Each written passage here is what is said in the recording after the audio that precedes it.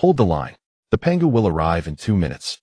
Just 2 more minutes and our families can survive. The piercing crackle of the walkie-talkie mingled with anguished screams cutting through the sticky ink-black fog that shrouded the Dongning city station. The blood-red setting sun glowed like the dying embers of civilization, illuminating the platform teeming with ant-like figures.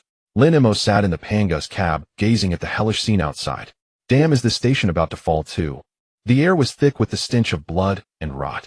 Survivors like sheep driven into a corner pushed, wept, and cursed on the platform. Just a few hundred meters away, dense hordes of mutated beasts furiously assaulted the meager defensive line. The Pangu is about to arrive. Ooh, our sacrifice is worth it. A man in camouflage roared at the sky, but moments later he was swallowed by the sea of beasts. Sigh, what a shame. He was a real man. Lin Mo's eyes showed no emotion. He had seen such scenes countless times in the past 3 months. 3 months ago, a world-covering black fog descended upon Earth without warning.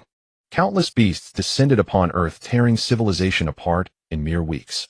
Humans exposed directly to the air for long periods would gradually transform into beasts as well. Just as humanity was about to perish, a mysterious force revived civilization from the brink of death. Countless mysterious trains appearing from nowhere became humanity's last hope. These trains were not ordinary trains in the traditional sense. They were mobile fortresses capable of traversing the fog-shrouded, fractured terrain freely. As the Pangu's conductor, Lin Mo did not belong to this world. Once a corporate wage slave, he had unexpectedly transmigrated to this doomed Earth. He had also awakened the ultimate apocalypse conductor system, acquiring the Pangu. Watching the station's chaos, Lin Mo felt a flicker of doubt. This station feels like it's about to fall. Maybe instead of pushing myself, I should just give up and leave. Ding. Host, please recruit survivors as soon as possible. When the number reaches 100, you will receive a recruitment reward. All right. They'll try. Lin Mo took a deep breath, no longer hesitating. The train came to a stop at the platform, and survivors surged toward it like a tide. At that moment, they seemed more like beasts than the mutated ones. The metal hull thudded as people slammed against it. The moment Lin Mo opened the door too, tried to climb in, but he kicked them off. Everyone listen up. Lin Mo's icy voice instantly silenced the platform's noise. All survivors fixed their eyes on him. I am Lin Mo, conductor of the Pangu. To board, you must follow my rules. This time, I am only recruiting 100 survivors. Only former workers, farmers, retired soldiers, and anyone with practical skills. Those who qualify get on board quickly. If anyone tries to sneak in, make sure you come in standing, but leave horizontal. His words cut like a winter gale through every survivor's heart. But to survive, who would waste this opportunity? A tide of people surged toward the train, and the system notifications rang in Lin Mo's mind. Ding. Congratulations, host has successfully recruited 10 survivors. Ding. Congratulations, host has recruited 50 survivors. Ding. Survivor recruitment has reached 100. Host, please stop recruiting and leave the area immediately.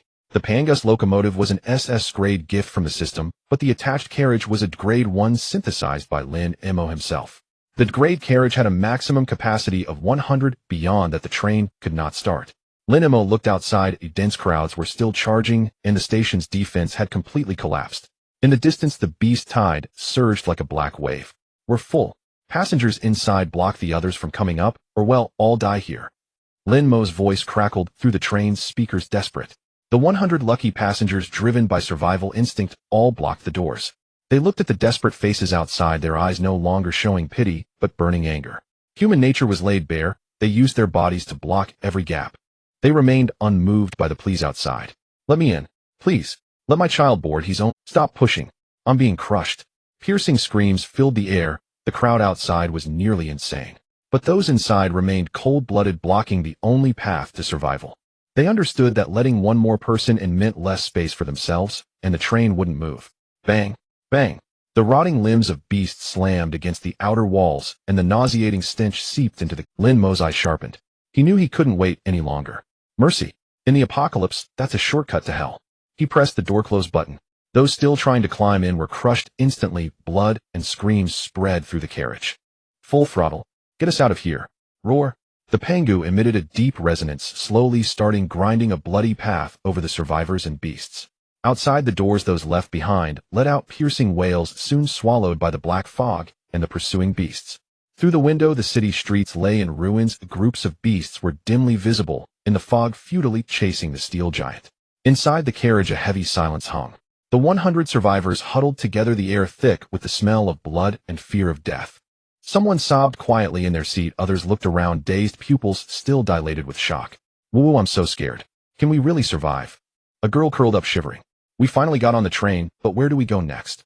A middle-aged man muttered. The passengers sized each other up, curiosity and suspicion in their hearts. What kind of person was this young conductor Lin Mo who had pulled them from hell?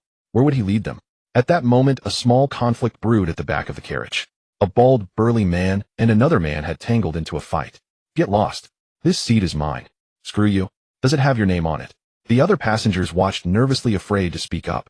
Having witnessed the bloody scene earlier, no one wanted to invite trouble. A capable young man named Qin Feng turned to the burly Zhao Yi beside him and asked in a trembling voice. Old squad leader, look. Isn't anyone going to stop this?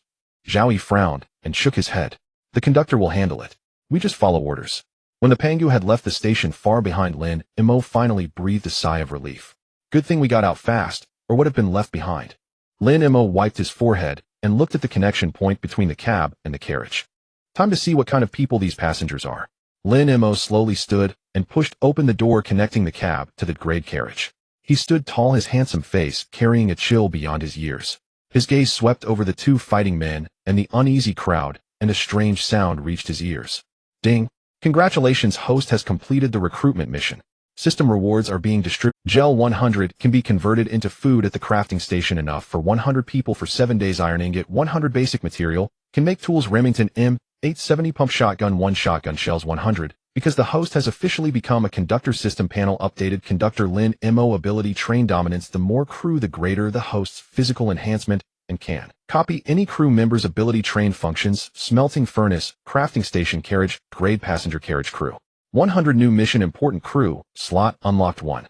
Host, please recruit an important crew member from the crew. A series of system notifications echoed in Lin Mo's mind, and he was ecstatic.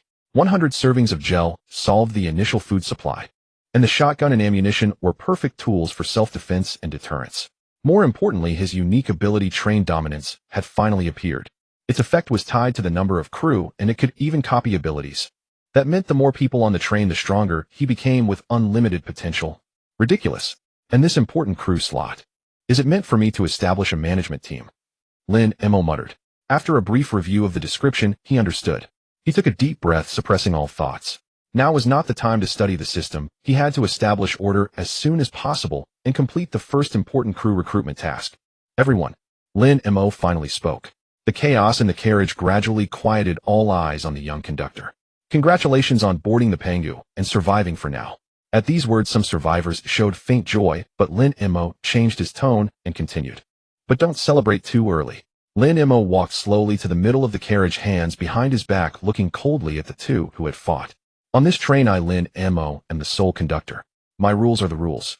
Obey orders, work hard, and you'll get food, water, and relative safety. But if anyone tries to be lazy or schemes.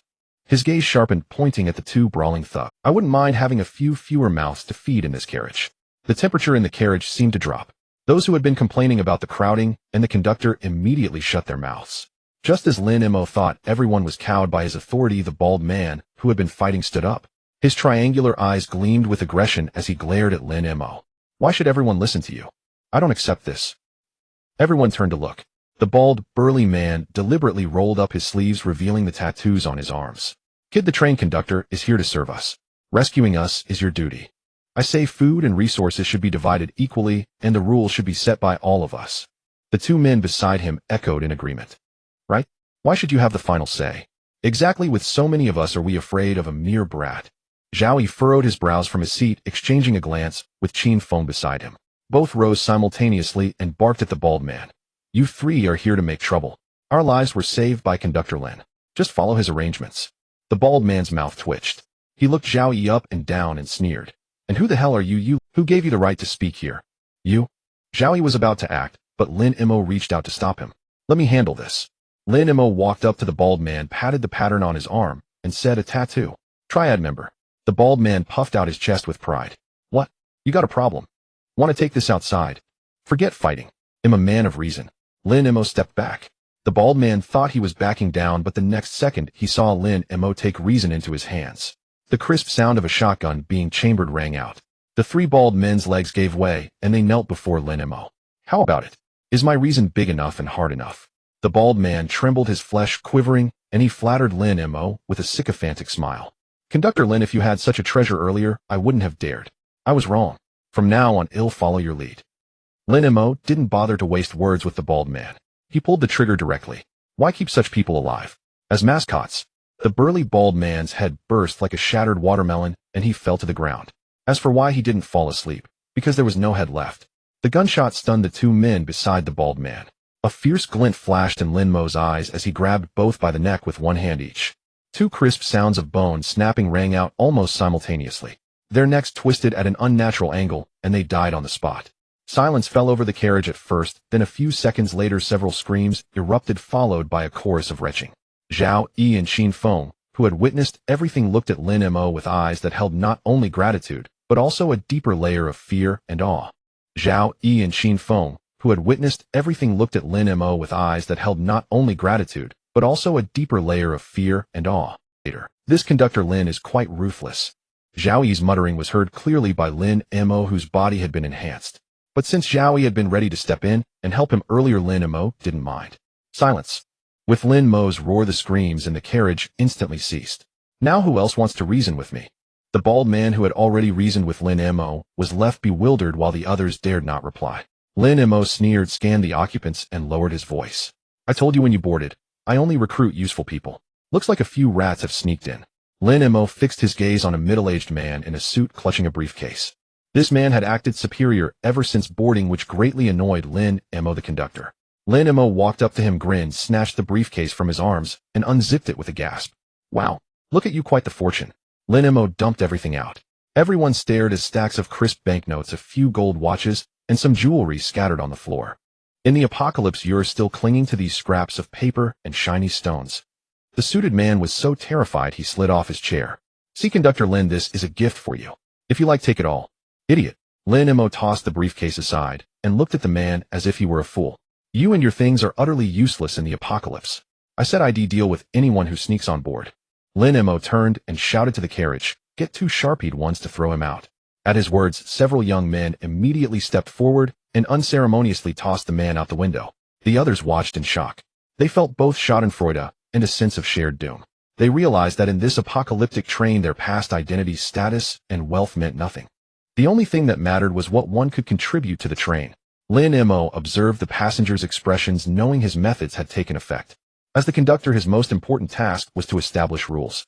Without rules, he couldn't control the... Lin Mo's gaze shifted to a few young girls in flashy attire at the back of the carriage. They had been complaining about the poor environment since boarding and were even planning to protest together. But now they were all pale and trembling in fear. Before Lin Mo could speak, one heavily made-up, scantily clad girl forced a seductive smile. See, Conductor Lin, we're very useful. Please don't throw us off. A meaningful smile curled at the corner of Lin Mo's mouth. Oh, tell me, how are you useful? The seats are full. I need to make room for truly valuable people. Seeing that Lin Mo seemed open to negotiation, the girl spoke in a coquettish tone. Conductor Lin, it's fine if the seats are full. I haven't been filled by you yet. Lin Mo. Without a word, Lin Mo slapped her, sending powder flying from her face. Go flirt somewhere else. Is your brain waterlogged? People can't even get enough to eat now. Who cares about that? You want to die? The girls were terrified, crying and begging for mercy. A few others, furious, accused Lin Mo of disrespecting women. One of them suddenly screamed with all her might, her voice choked with tears. Conductor Lin, I'm not with them. I'm really useful. I used to work as a restaurant server. I can endure hardships. Lin Mo glanced at Su Xianao. She was indeed pretty with a curvaceous figure. Lin Mo asked coldly, how much hardship can you endure? I can swallow any hardship. Swallow anything. Impressive. Lin Mo waved his hand. From now on, you're in charge of my conductor's cabin. If you screw up, you know the consequences. Thank you, Conductor Lin. I'll do my best. Su Xianao nodded quickly, tears of gratitude streaming down her face. She knew she had seized her only chance to survive. Lin Mo looked at Su Xianao with satisfaction, but his patience with the other girls who only knew how to trade their bodies wore thin. As for you, what good are you besides showing off your looks? Throw them all out. With a wave of his hand, these fairies were tossed out the window. No amount of magical resistance could withstand Lin Mo's physical damage. The carriage fell silent again. The remaining passengers cowered like quails, not daring to meet Lin Mo's gaze. Lin Mo knew that by eliminating 3 waves of troublemakers at once, his rule over the train was secured. But this was just the beginning. To keep the train running, they needed to collect, or from outside. Plus, he had to recruit key crew members to complete the system's tasks. Much still awaited Lin Mo. A bit of a headache. But let's start by recruiting key crew members. Lin Mo glanced at Su Xianao, hesitated, and shook his head. She won't do. What I need now is someone to share the management burden, someone with more combat prowess. Lin Mo looked at Zhao Yi and Qin Feng, who had clashed with the bald man. They seemed promising. He quickly checked their registration information to get a sense of their backgrounds. Zhao Yi runs a barbecue joint and Qin Feng is his waiter. Nothing special. Wait. Lin Mo glanced at the restaurant's name. Zhao Yi looked up bewildered. He didn't know what this iron-fisted young conductor wanted from him, but he replied, "Yes, Conductor Lin. Is something the matter?" Zhao Yi looked up bewildered. He didn't know what this iron-fisted young conductor wanted from him, but he replied, "Yes, Conductor Lin. Is something the matter?" Lin Mo lowered his voice. "I have another job for you. Come to the front of the train for a detailed discussion." Zhao Yi felt a surge of excitement, though his expression remained calm. "All right." Lin Mo smiled and called out, "You come with me too." The two followed. Lin Mo heads bowed to the junction between the front of the train and the carriage. The door of Car D slammed shut behind them, as if an invisible chasm had completely severed two utterly different worlds. Suddenly, several beams of blue light shot out from the camera at the entrance, scanning over Lin Mo's pupils. Beep. Identity verification passed. As the mechanical female voice sounded, the blast door at the front of the train slid open to both sides. Standing beside Lin Mo, Zhao Yi and Su Xiaonhua stared in shock at the interior of the locomotive. What lay before them was a world completely different from the rear carriages. This space was about half a carriage in length, with two massive, oddly shaped metallic structures placed on either side. On the left was what looked like a giant metal furnace, its surface covered with intricate pipes and vents. On the right was a precision workbench equipped with various robotic arms, displays, and control panels. Zhao Yi's eyes widened. Though a military veteran who had seen plenty of advanced equipment, he was certain that these two machines were absolutely not based on any existing Earth technology. "Chief Lin, what are these things?" Zhao Yi couldn't help but ask, pointing at the furnace. "This is one of Pangu's core modules, the smelting furnace. Hold the line. Anyone who dares to cower and run again, this is what you get." Zhao Yi's words sent a chill down the guards' spines. "Throw them in here, and it will extract pure metal ingots and other useful materials." "And the Su Xiaonhua asked excitedly. "The one on the right is the fabrication table." Lin Mo crossed his arms, a smug smile spreading across his face. "As long as you give it refined materials along with blueprints or physical samples, it can make anything. From small mining tools to adding new carriages to our Pangu, everything depends on it." Su Xiaonhua was dumbfounded. This was beyond her understanding of technology. This wasn't just a train. It was a mobile superfactory and an apocalyptic fortress. "Come on, my chief's cabin is up ahead." Not giving them much time to digest their shock, Lin Mo led the way deeper into the locomotive. The alloy door sensed his approach and slid open automatically as the female voice sounded again. "Welcome home, Chief Lin." Zhao Yi and Su Xiaonhua stood at the entrance, jaws dropped in astonishment. Su Xiaonhua stammered. Did they move a five-star hotel onto the train? The floor of the chief's cabin was covered in plush, silken luxury carpet, muffling every footstep. A massive electronic screen on the wall displayed various information about the train's interior and exterior. The core area at the very front of the locomotive was almost entirely Lin Mo's private living space. She covered her mouth, her voice trembling slightly with excitement. In the central shelter of the city, they mostly ate compressed biscuits. Was this an apocalyptic escape? It was more like a damn vacation. There were things here he probably hadn't even seen on TV before the apocalypse. "Chief Lin, is this the chief's cabin? What do you think?" "Not bad, huh?" Lin Mo asked with a smile. Zhao Yi nodded blankly. This is paradise. It's only paradise if you're alive. If you're dead, it's just a fancy tomb." Lin Mo spoke, casually walking to the bar and pulling a can of ice-cold beer from the fridge before drawing the shotgun hidden in his sleeve. Zhao Yi's mouth twitched uncontrollably. So Lin Mo had been aiming a gun at him the whole time. He called him over. "Su Xiaonhua, go take a shower first." Su Xiaonhua was taken aback. Her cheeks flushed as she glanced at Zhao Yi. He then said to Lin Mo, "Chief, are you that impatient? Brother Zhao is still here. I mean, wash the blood off you." Lin Mo sighed, rubbing his forehead. "Since you're my personal attendant, you can't stay filthy like the others. Go now." Su Xiaonhua stuck out her tongue sheepishly and dashed into the bathroom. Lin Mo turned to Zhao Yi, pointed to a chair by the bar, and took out another can of beer. "A drink." Zhao Yi felt flattered. He sat down stiffly, his posture rigid. Taking the beer with both hands, he carefully pulled the tab. "Thank you, Chief Lin." The slightly bitter liquid slid down his throat instantly, dispelling much of his tension and fatigue. In the apocalypse, a cold beer might be all it took to win someone's loyalty. Lin Mo watched Zhao Yi's blissful expression and asked with a grin, Good. So, getting straight to the point, Lin Mo smiled and asked, "Zhao Yi from Dongning City, Wujiang Province, owner of a barbecue joint. Is that all the info?" Getting straight to the point, Lin Mo smiled and asked, "Zhao Yi from Dongning City, Wujiang Province, owner of a barbecue joint. Is that all the info?" Seeing his profile on the screen, Zhao Yi's heart tightened, and a cold sweat broke out on his forehead. And, not entirely. I left out a previous chapter of my life. Lin Mo suddenly grabbed the shotgun from the table and pressed it against Zhao Yi's forehead. Do you know the consequences of hiding crucial information from the chief of an apocalyptic train? Lin Mo's voice remained calm, but the threat in it was unmistakable. Those who aren't honest usually don't end well. You wouldn't want to follow in their footsteps, would you? Sweat beaded thicker on Zhao Yi's brow. He swallowed hard and said hoarsely, yes. Chief Lin, I understand. Good. If you want to stay on my train, you have to prove your worth. He paused, his gaze sharp on Zhao Yi. Pangu currently needs a captain for the guard squad. I'm giving you the position. Any issues? Zhao Yi looked up in disbelief, a bitter smile crossing his face.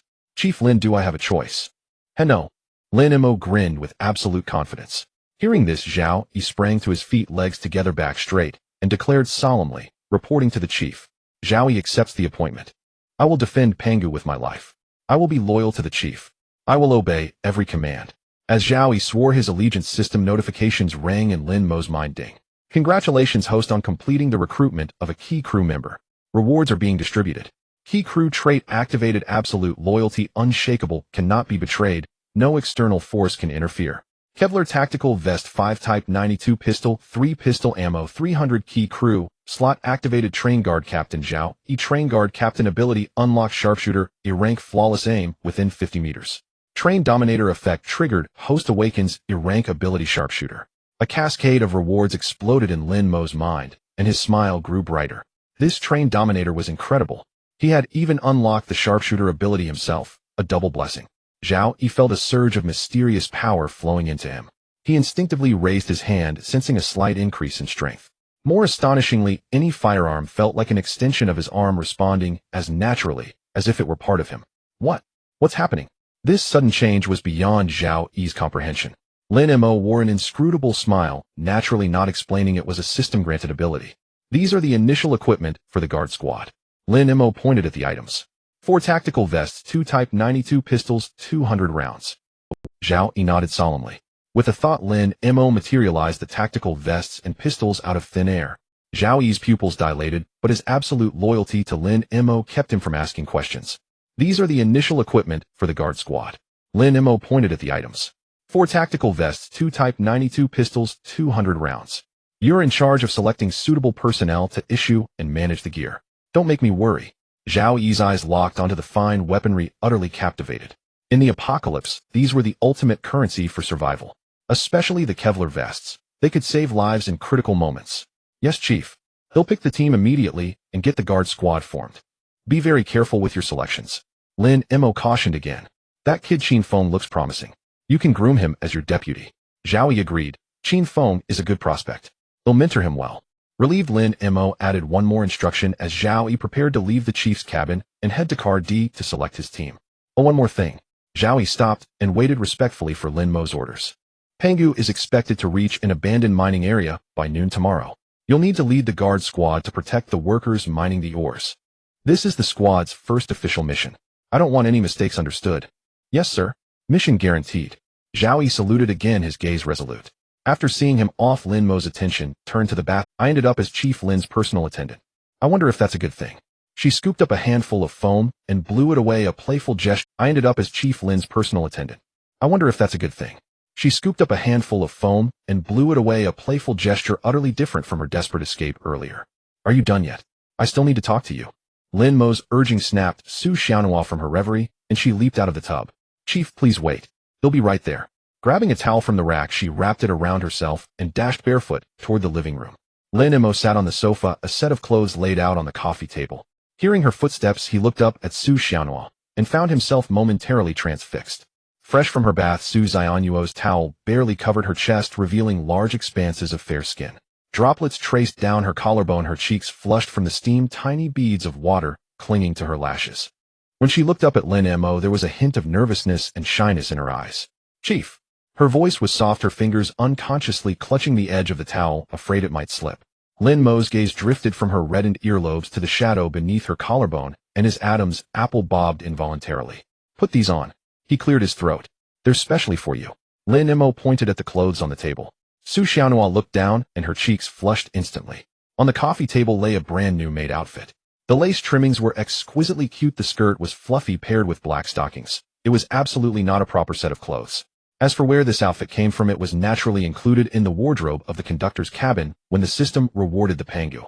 Lin Mo had previously wondered why there were women's clothes in the wardrobe, but now it seemed the system had already arranged everything for him. Suddenly, several beams of blue light shot out from the camera at the entrance, scanning over Lin Mo's pupils. Beep. Identity ver— What, you don't want to wear it? Lin Mo pointed at the door. The door is right there. I want keep you and consider the bath a freebie. Su Xianyuo's body trembled slightly at his words. In this apocalyptic world, merely surviving was already a tremendous stroke of luck. What was a little shame compared to that? Su Xianyuo bit her lower lip, her gaze gradually firming. They'll change. With that, she hugged the clothes and ran into the bathroom.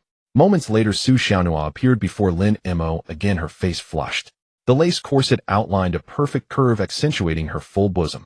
Black garter straps pressed lightly into her thighs, encasing her straight legs. Su Xianyuo's originally pure and lovely face under the maid outfit gained an extra touch of alluring charm. This sight left Lin Mo momentarily dazed. Conductor, what do you think? Is it acceptable? Lin Mo nodded with satisfaction. Not bad, it fits well. From now on, wear this in the conductor's cabin. Lin Mo sat up straight and looked at Su Xianyuo. Since the work uniform is ready, you can officially start working from today. You will be responsible for my 3 meals a day and cleaning the conductor's cabin, and I will provide you with protection and food. Lin Mo paused, then suddenly grinned. Oh, and my sleep quality hasn't been great. I might call you anytime at night to give me a massage, or do something to help me relax. Lin Mo said these words without a hint of embarrassment. He was here to be the conductor, not a monk. Su Xianyuo's cheeks instantly turned crimson, her fingers unconsciously gripping the hem of her skirt. Yet she showed no refusal or displeasure, for if she dared to reject, there were plenty of other women who would agree to Lin Mo's terms. Yes, Xianyuo will do her best, she murmured softly, her voice barely audible. Excellent. Lin Mo opened his eyes, a meaningful smile curling at the corner of his mouth. Now cook me a meal first. Consider it a test. I hope you won't waste precious food. Yes, Su Xianyuo quickly replied, and followed Lin Mo to the kitchen. As she pushed open the door, she was once again stunned, her mouth agape. Oh my god. So many fresh vegetables and meat. And there are even eggs and milk. Inside the massive refrigerator in the kitchen, all kinds of ingredients were readily available. She covered her mouth, her voice trembling slightly with excitement. In the central shelter of the city, they mostly ate compressed biscuits. Such fresh and abundant ingredients were a luxury beyond imagination. I've almost forgotten what meat tastes like, she murmured, her eyes moist. Lin Mo watched her reaction, understanding in his heart. This was the apocalypse where even the most basic survival needs had become a luxury. Su Xianyuo suddenly looked up at Lin Mo, a hint of curiosity flickering in her eyes. Conductor Lin, are all apocalyptic train conductors' cabins this luxurious? Lin Mo's lips curled into a proud arc. He reached out and gently pinched her cheek, feeling its smooth texture. Lin Mo's tone carried an undeniable authority. Other train conductors don't have such good treatment. Lin Mo's tone carried an undeniable authority. Other train conductors don't have such good treatment, nor am I as generous. Su Xianyuo's heart skipped a beat at his intimate gesture, yet a surge of inexplicable security and dependence welled up within her. She lowered her head and whispered, "Thank you, conductor." Su Xianyuo looked at the ingredients in the kitchen, feeling nervous. She turned to Lin Mo. Conductor, what would you like to eat? Just make a few of your specialties. Lin Mo sat in the dining area with his arms crossed. Su Xianyuo acknowledged and quickly began cooking. From her cooking movements, it was clear that Su Xianyuo hadn't lied about being able to work. About half an hour later, a plate of fragrant braised pork, a serving of stir-fried pork with green peppers, and a bowl of rice were placed on the table by Su Xianyuo. Lin Mo picked up his chopsticks, took a piece of braised pork, and put it in his mouth. Su Xianyuo stood by, nervously sweating. Not bad, edible. After Lin Mo's evaluation, Su Xianyuo breathed a sigh of relief. Lin Mo wasn't stingy. He pointed to the seat opposite him. Sit down and eat with me. No need to be formal from now on. Su Xianyuo hesitated for a moment, but obediently sat down. She carefully picked up a piece of meat, tears almost welling up. She hadn't tasted this pre-apocalyptic flavor in far too long. After the meal, Lin Mo leaned back on the sofa, patting his belly contentedly. Su Xianyuo silently cleared the dishes, then walked over to him and asked softly, "Conductor, do you need to rest now?" Lin Mo reached out and gently stroked her back, feeling her trembling body in his arms. "Let's rest. Give me a good relaxation tonight. I'm tired after taking in so many survivors." Su Xianyuo's heart raced with a mix of excitement and fear. She glanced at the dishes on the table and was about to speak when the entire room suddenly erupted with a dense alarm. Warning. Small-scale beast tide detected 500 meters ahead. Su Xianyuo's face instantly paled. She instinctively burrowed into Lin Mo's arms, seeking some sense of security. As Lin Mo inhaled her fragrant hair, his voice remained utterly calm. Either go around it, or plow through it. Don't report small-scale beast tides to me anymore. Lin Mo patted Su Xianyuo's shoulder, his voice low and steady. Come with me. Don't be afraid. He led her to the living room, where a massive screen displayed the surroundings of the Pangu. The beast tied around them emitted piercing howls, frightening Su Xianyuo so much that she could only squint. Lin Mo lay on the sofa and pointed at the screen. You didn't have a concept of the Pangu before. This time let me show you properly. On the video, the Pangu accelerated like a steel behemoth, charging toward the edge of the beast tide like a bowling ball crashing through pins. The broken limbs of mutated beasts rained down on the train's body like hailstones. Aside from a slight jolt, there was no other abnormality. Su Xianyuo's eyes widened as she watched the beast tide recede. She exclaimed in disbelief. That's it. In Dongning City, even a small-scale beast tide like this could threaten many shelters. I never knew the Pangus locomotive was this tough. Look whose train it is. Lin Mo picked Su Xianyuo up from the sofa, his hand roving over her long black stocking-clad legs. And besides the tough locomotive, the Pangu has other things that are tough too.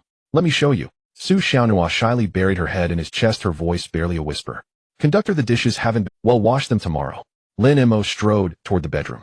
Tonight you have a more important task. The vibrations from the Pangu were nothing compared to a tenth of the tremors in the conductor's bedroom.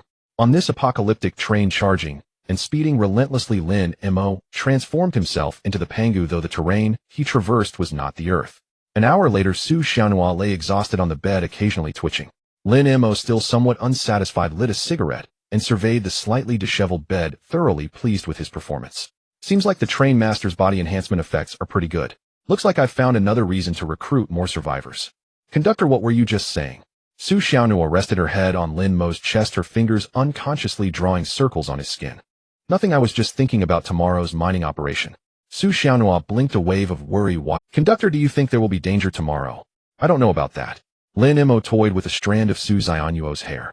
But to build more carriages we must gather enough ore. Lin Mo looked at the ceiling silently, thinking. Besides, the system had issued a new mission. Ding. System mission updated. Proceed to the abandoned parking lot of Crescent Moon Lake Scenic Area for resource collection. Mission objective: successfully collect 100 units of iron ingots and return. Due to structural limitations of the class passenger carriage, the Pangus current maximum speed is 60 km/h. Estimated arrival time 12 hours. Seeing Lin Mo's thoughtful expression, Su Xianyuo quickly hugged his waist. Don't worry, conductor. In Xianyuo's eyes you are powerful. Tomorrow's collection will go smoothly. No, I really can't, conductor. Let me rest a bit more. Su Xianyuo laughed wryly. She had imagined being eaten by mutated. No, I really can't, conductor. Let me rest a bit more. Su Xianyuo laughed wryly. She had imagined being eaten by mutated creatures or being transformed. But she had never imagined being worn out like this. Lin Mo looked at her frightened expression and clicked. If you can, you can. If you can't, you can't. What does rest a bit more mean? TCH boring. Let's sleep. Lin Mo turned over, adjusted the oxygen concentration in the bedroom, and soon drifted off to sleep. The next morning, purple light filtered through the porthole of the conductor's cabin, illuminating the room. Su Xianyuo woke to find herself lying in the large bed, her body spotless. Her cheeks slightly warm, she sat up, recalling the intimacy of the previous night, a complex emotion stirring within her. Awake. Lin Mo pushed open the door, his voice carrying the freshness of a good night's sleep. Good morning, conductor. Su Xianyuo quickly tried to get up, but was stopped by Lin Mo. Hurry up and get dressed, then prepare breakfast. I need to get busy after eating. There's a big operation today. Lin Mo said and left the bedroom. After breakfast, the Pangu continued its journey across the land, shrouded in black mist. The screen showed that the train was about to arrive at the abandoned parking lot of Crescent Moon Lake Scenic Area. At the same time, a voice echoed in Lin Mo's ear. Ding. The Pangu is about to reach its destination. Estimated time 30 minutes. Lin Mo wiped his hands and put on the black suit he had worn when meeting the survivors for the first time the day before. He turned to Su Xianyuo and said seriously, take care of the locomotive. Don't open the door for anyone. I'm leaving. Lin Mo's voice echoed within the conductor's cabin, and Su Xianyuo promptly acknowledged. She watched his figure disappear behind the heavy metal door leading to the class carriage before carefully beginning to tidy up the remnants of the meal on the coffee table. Upon returning to the class passenger carriage, the atmosphere was considerably quieter than the previous night. After a purge, most of the survivors sat obediently in their seats with no one daring to raise a clamor. A complex odor mingling sweat and blood permeated the air, a stark contrast to the fresh atmosphere of the conductor's cabin. Zhao Yi and Qin Feng were already waiting at the carriage entrance, maintaining order with stern expressions. "Captain," they greeted in unison. Lin Mo nodded, his gaze sweeping over the crowd in the carriage, his voice steady and powerful. When Lin Mo's figure appeared, the carriage instantly fell silent, with all eyes fixed upon him. There was reverence, curiosity, and a hint of scrutiny lurking beneath the surface. Zhao Yi and Qin Feng were already waiting at the carriage entrance, maintaining order with stern expressions. "Captain," they greeted in unison. Lin Mo nodded, his gaze sweeping over the crowd in the carriage, his voice steady and powerful. "Everyone, the Pangu is about to arrive at our first destination, the abandoned parking lot of Moon Lake Scenic Area." A slight stir arose from the crowd. Moon Lake, a renowned scenic spot before the apocalypse, now only signified the unknown and danger to them. "I know what everyone is worried about." Lin Mo seemed to read their thoughts. "In this apocalypse, there is no absolutely safe place. If you desire a better life, you must put in the effort and take risks." He paused, then continued. "Our task this time is to collect scrap metal resources from the abandoned. These resources will be used to reinforce the Pangu, build more carriages, accommodate more survivors, and establish our own mobile home." Lin Mo's words carried a stirring power, rekindling a faint glimmer of hope in some of the previously dejected survivors. "To improve efficiency, I have prepared tools for everyone." Ding. "Host has successfully synthesized iron pickaxes 100 using iron ingots." Lin Mo gestured towards the workbench. Zhao Yi and Qin Feng immediately understood and carried out a metal box filled with brand new pickaxes. These pickaxes are made from iron ingots, far more durable than the scrap metal you might imagine. Lin Mo picked up a pickaxe, weighing it in his hand. "One for each person." Later follow the commands of Captain Zhao and Captain Qin for orderly collection. As the pickaxes were distributed, the members felt no excitement over the new tools. For this tool represented the hardship of their future lives. "Are we really going to be mining for the rest of our lives?" "Brother, take it easy. In this apocalypse, it's unlikely you'll live long enough to worry about that. At most, we'll dig for a few years before we kick the bucket." "Ha, thanks for the reminder, you're such a saint." Lin Mo ignored the murmurs and continued. "The collection work will be arduous. Besides basic safety guarantees, I will also provide food. Host has successfully synthesized nutrient paste 100 using gelatin." As he spoke, he gestured again, and Qin Feng brought out jelly-like substances from the workbench. "This is concentrated nutrient paste." Lin Mo explained. "It doesn't taste great, but it's enough to sustain you through high-intensity physical labor." Looking at the faintly salty gel blocks, the survivors had varied expressions. Some showed disdain, but more eyes were filled with longing. In the apocalypse, simply filling one's stomach was a luxury. After watching the members take their nutrient paste and begin licking it, Lin Mo checked his watch.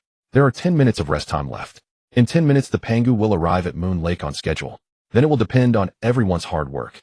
Diligent workers will be rewarded. If anyone slacks off, I will cut off their food rations. Consider yourselves warned." After speaking, Lin Mo pulled Zhao Yi and Qin Feng to the carriage connector. He looked at the two men before him and said solemnly, "This collection operation is expected to take 4 hours. I want you to ensure it goes smoothly. Can you do it?" Zhao Yi and Qin Feng replied in unison, "Yes. We guarantee the mission." Lin Mo nodded with satisfaction and then spoke to Zhao Yi alone. "The guard team is currently understaffed. After this collection, you can select a few well-performing individuals to join. But if anyone dares to cause trouble..." "Understood." A flash of murderous intent passed through Zhao Yi's eyes. Lin Mo patted him on the shoulder.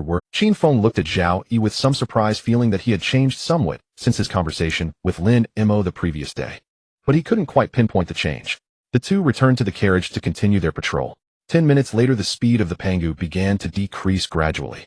Through the window, the outlines of vehicles could be discerned within the black mist. A prompt sounded in Lin Mo's ear. Ding. Arrived at the abandoned parking lot of Moon Lake Scenic Area. Everyone prepare to disembark. Zhao Yi's resonant voice rang out in the carriage. The doors slowly opened, and the carriage's loudspeakers repeatedly broadcast Su Xianyuo's sweet voice. "Dear passengers of the Pangu, the time has come to contribute your strength. For the survival of humanity, for the prosperity of the Pangu, your contributions will not be forgotten." Ma Xianyang, carrying his pickaxe, glanced at the speaker above and scratched his ear in annoyance. "Isn't it just mining? Why all this grand talk?" Ma Xianyang followed the crowd to the door, but when he saw the scene outside, his pupils constricted in shock. This is Moon Lake. Before the apocalypse, Moon Lake boasted picturesque landscapes and bustling crowds. Now it was nothing but a silent ruin. The once smooth asphalt road was riddled with cracks, littered with abandoned vehicles of all sorts, some smashed beyond recognition, their windows shattered and scattered on the ground. The iconic buildings of the scenic area in the distance were reduced to rubble, looking particularly desolate under the gray-black mist. Dried bloodstains could be seen here, and they're reminders of the horrors that had occurred.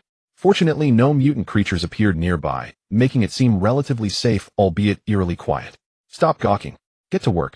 Qin Feng barked, interrupting the reflections of Ma Xiangyang and others. The survivors snapped to attention, picking up their pickaxes and searching among the abandoned vehicles for collectible metal. Clang, clang. The sound of pickaxes striking metal echoed across the empty parking lot, mingling with the heavy breathing of the workers.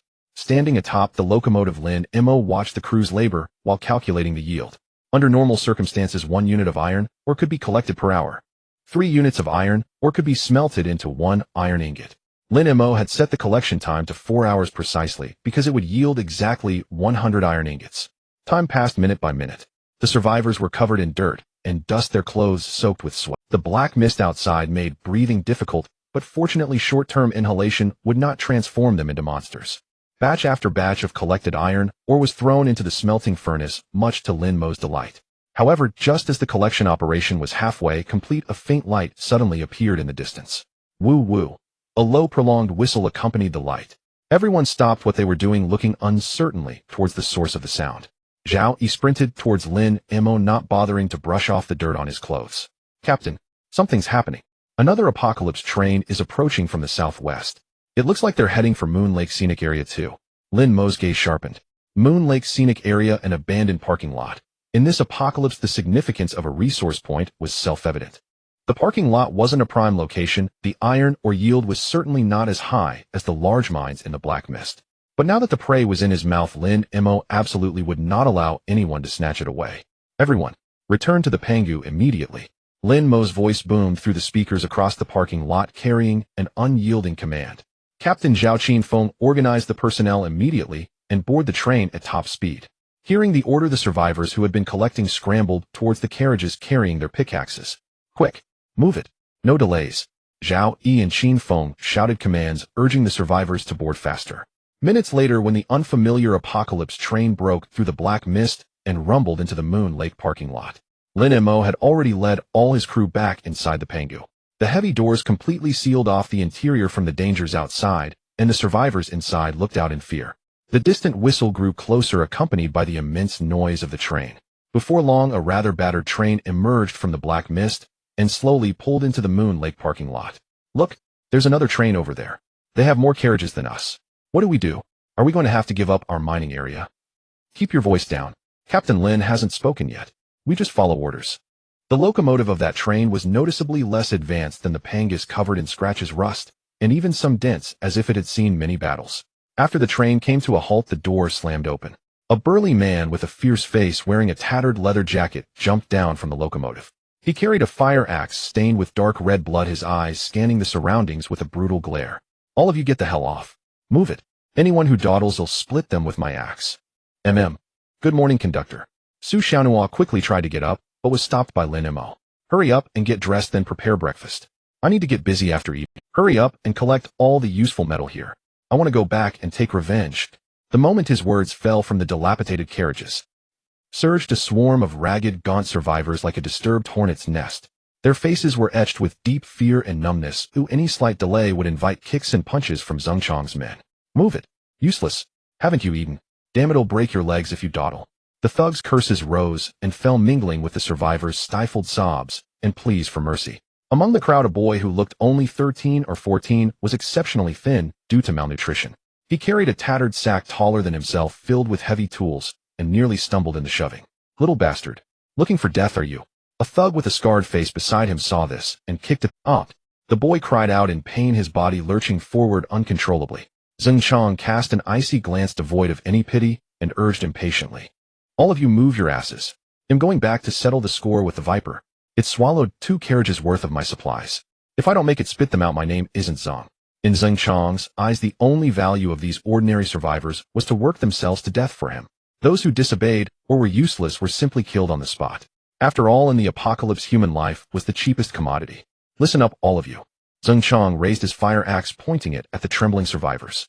Today you will dig me 500 units of iron ore. Anyone who dares to slack off, I'll split them in half.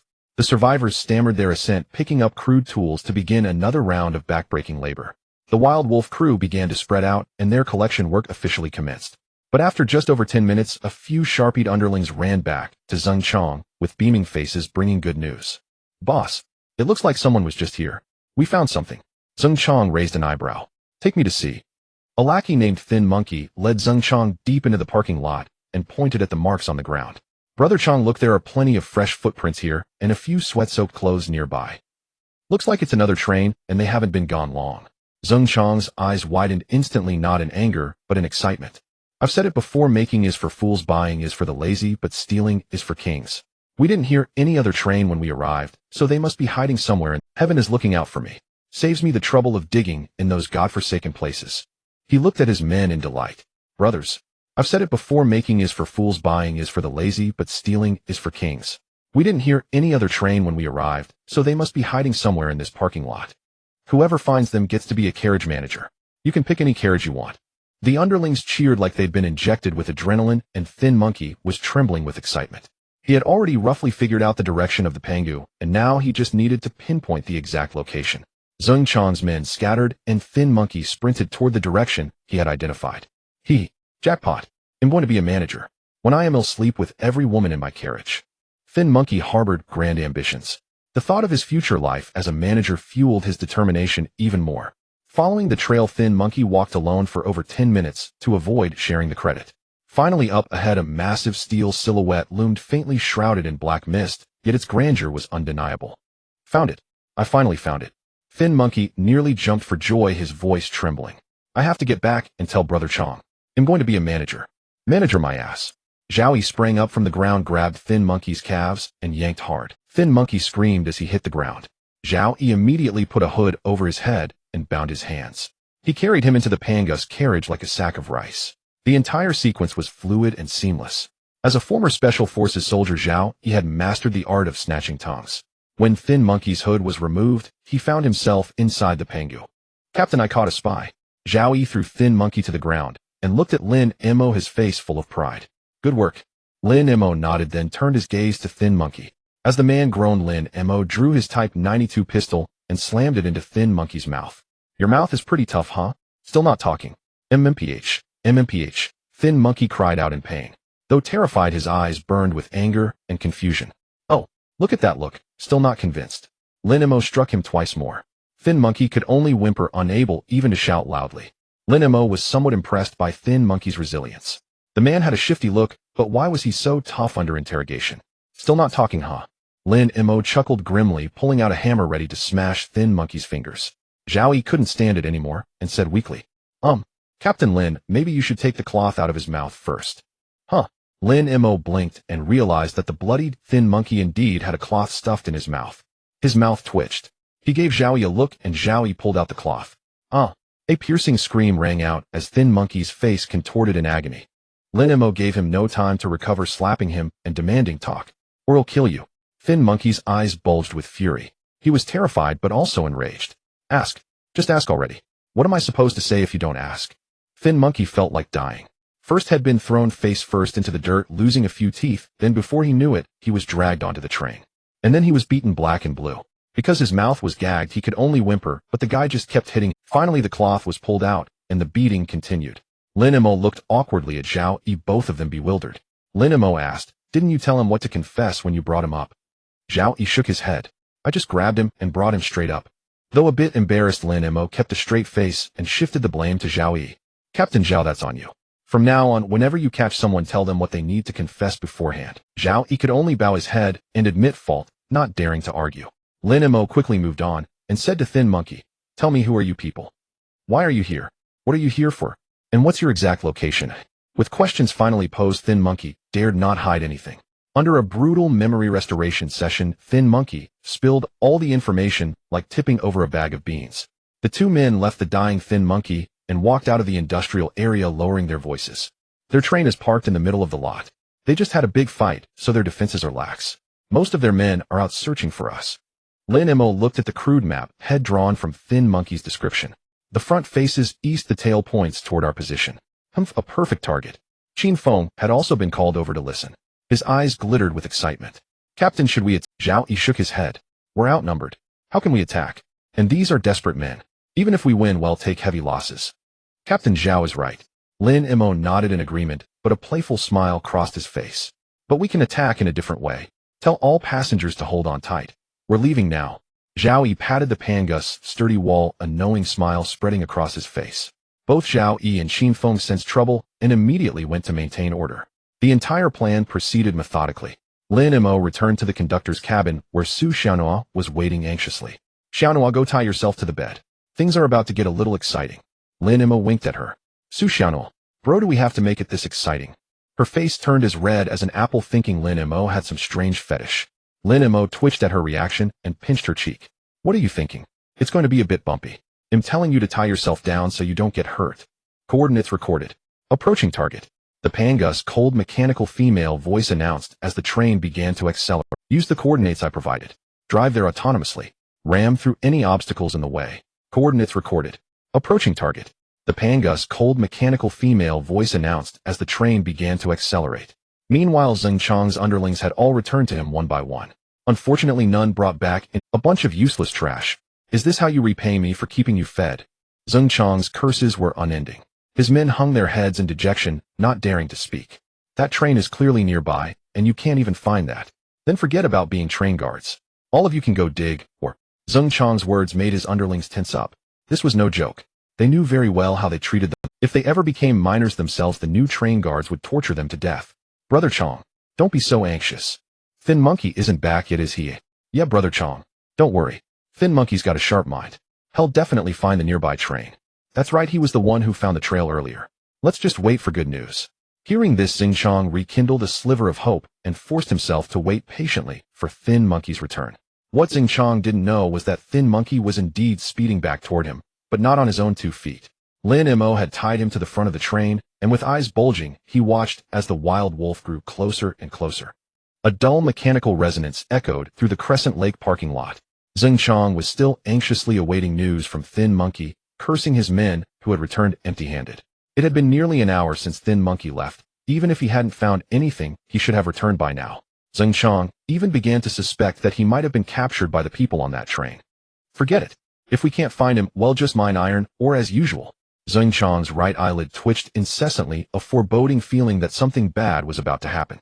His first thought was that the madwoman from the Viper might be pursuing them, so he quickly asked his subordinate, "How many units of iron, or have we collected so far?" "About 150 units, Brother Chong. We've only been here a little over an hour, so this is already fast." "No, still too slow," Xing Chong roared. "Tell those bastards to dig faster. If they don't have another 100 units of iron, or in half an hour, they'll leave them all here to die." His underlings bowed in agreement, but there was little they could do. It was already difficult for an ordinary person to mine a single unit of iron, or in an hour, let alone for the half-starved workers of the Wild Wolf. Despite Xing Chong's men lashing their whips until they smoked, the survivors showed little improvement in speed, only their screams grew louder. Xing Chong stood arms crossed on the locomotive, listening to the cries, his right eyelid twitching more frequently. Until a series of grating sounds echoed from afar, he finally lost his temper and bellowed, "Damn it! What's going on over there? A few of you go check it out." Several underlings jumped off the car and headed toward the source of the noise, but after just a few steps they froze in shock. From the thick, dark fog, a steel behemoth, far more magnificent than their wild wolf, charged toward them with an unstoppable momentum.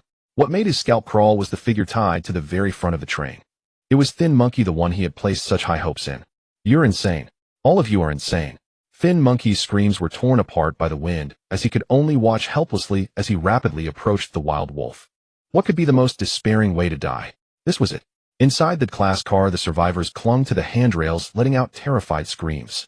Su Xiaonhua, following Lin Mo's instructions, tied herself securely to the headboard of the bedroom. Despite this, her body trembled uncontrollably with fear. The two sides closed in rapidly, and Lin Mo grew more excited. Jackpot! Xing Chong's scalp tingled as he abandoned the fire axe and rushed into the locomotive, trying to flee. But before he could start the train, the SS-class locomotive of the Pangu, like an indestructible battering ram, slammed violently into the wild wolf. "No!" Xing Chong's cry was drowned out by the explosion as a deafening roar erupted across the... Before absolute power, the dilapidated cars of the wild wolf were like paper. They were instantly shattered, metal twisted, and deformed parts flying in all directions. thin monkey tied to the front of the locomotive vanished without a trace at the moment of impact, not even a scream escaping his lips. He must have gone to another world. Half of Xingchong was flung from the cab, crashing heavily onto the ground. His lower body was gone, or it seemed he wouldn't survive. Half of Xingchong was flung from the cab, crashing heavily onto the ground. His lower body was gone, or it seemed he wouldn't survive. The Pangu, as if piercing a sheet of paper, drove straight through the Wild Wolf's locomotive. Then unstoppable, it plowed through the remaining cars. In just moments, the once imposing Wild Wolf was reduced to a heap of scrap metal by the Pangu. Some of the Wild Wolf's men caught off guard were crushed to death, while others were smashed into pulp by the wreckage. The entire parking lot reeked of blood and death. After the collision, the Pangu finally came to a stop. The survivors inside vomited profusely, but the overhead broadcast crackled to life again. Everyone get out and fight. Those who perform well will be rewarded. Zhao Yi and Xin Feng staggered to the deformed car door, pried it off, and shouted to the workers holding pickaxes. Everyone get off the train and capture them. Kill anyone who resists.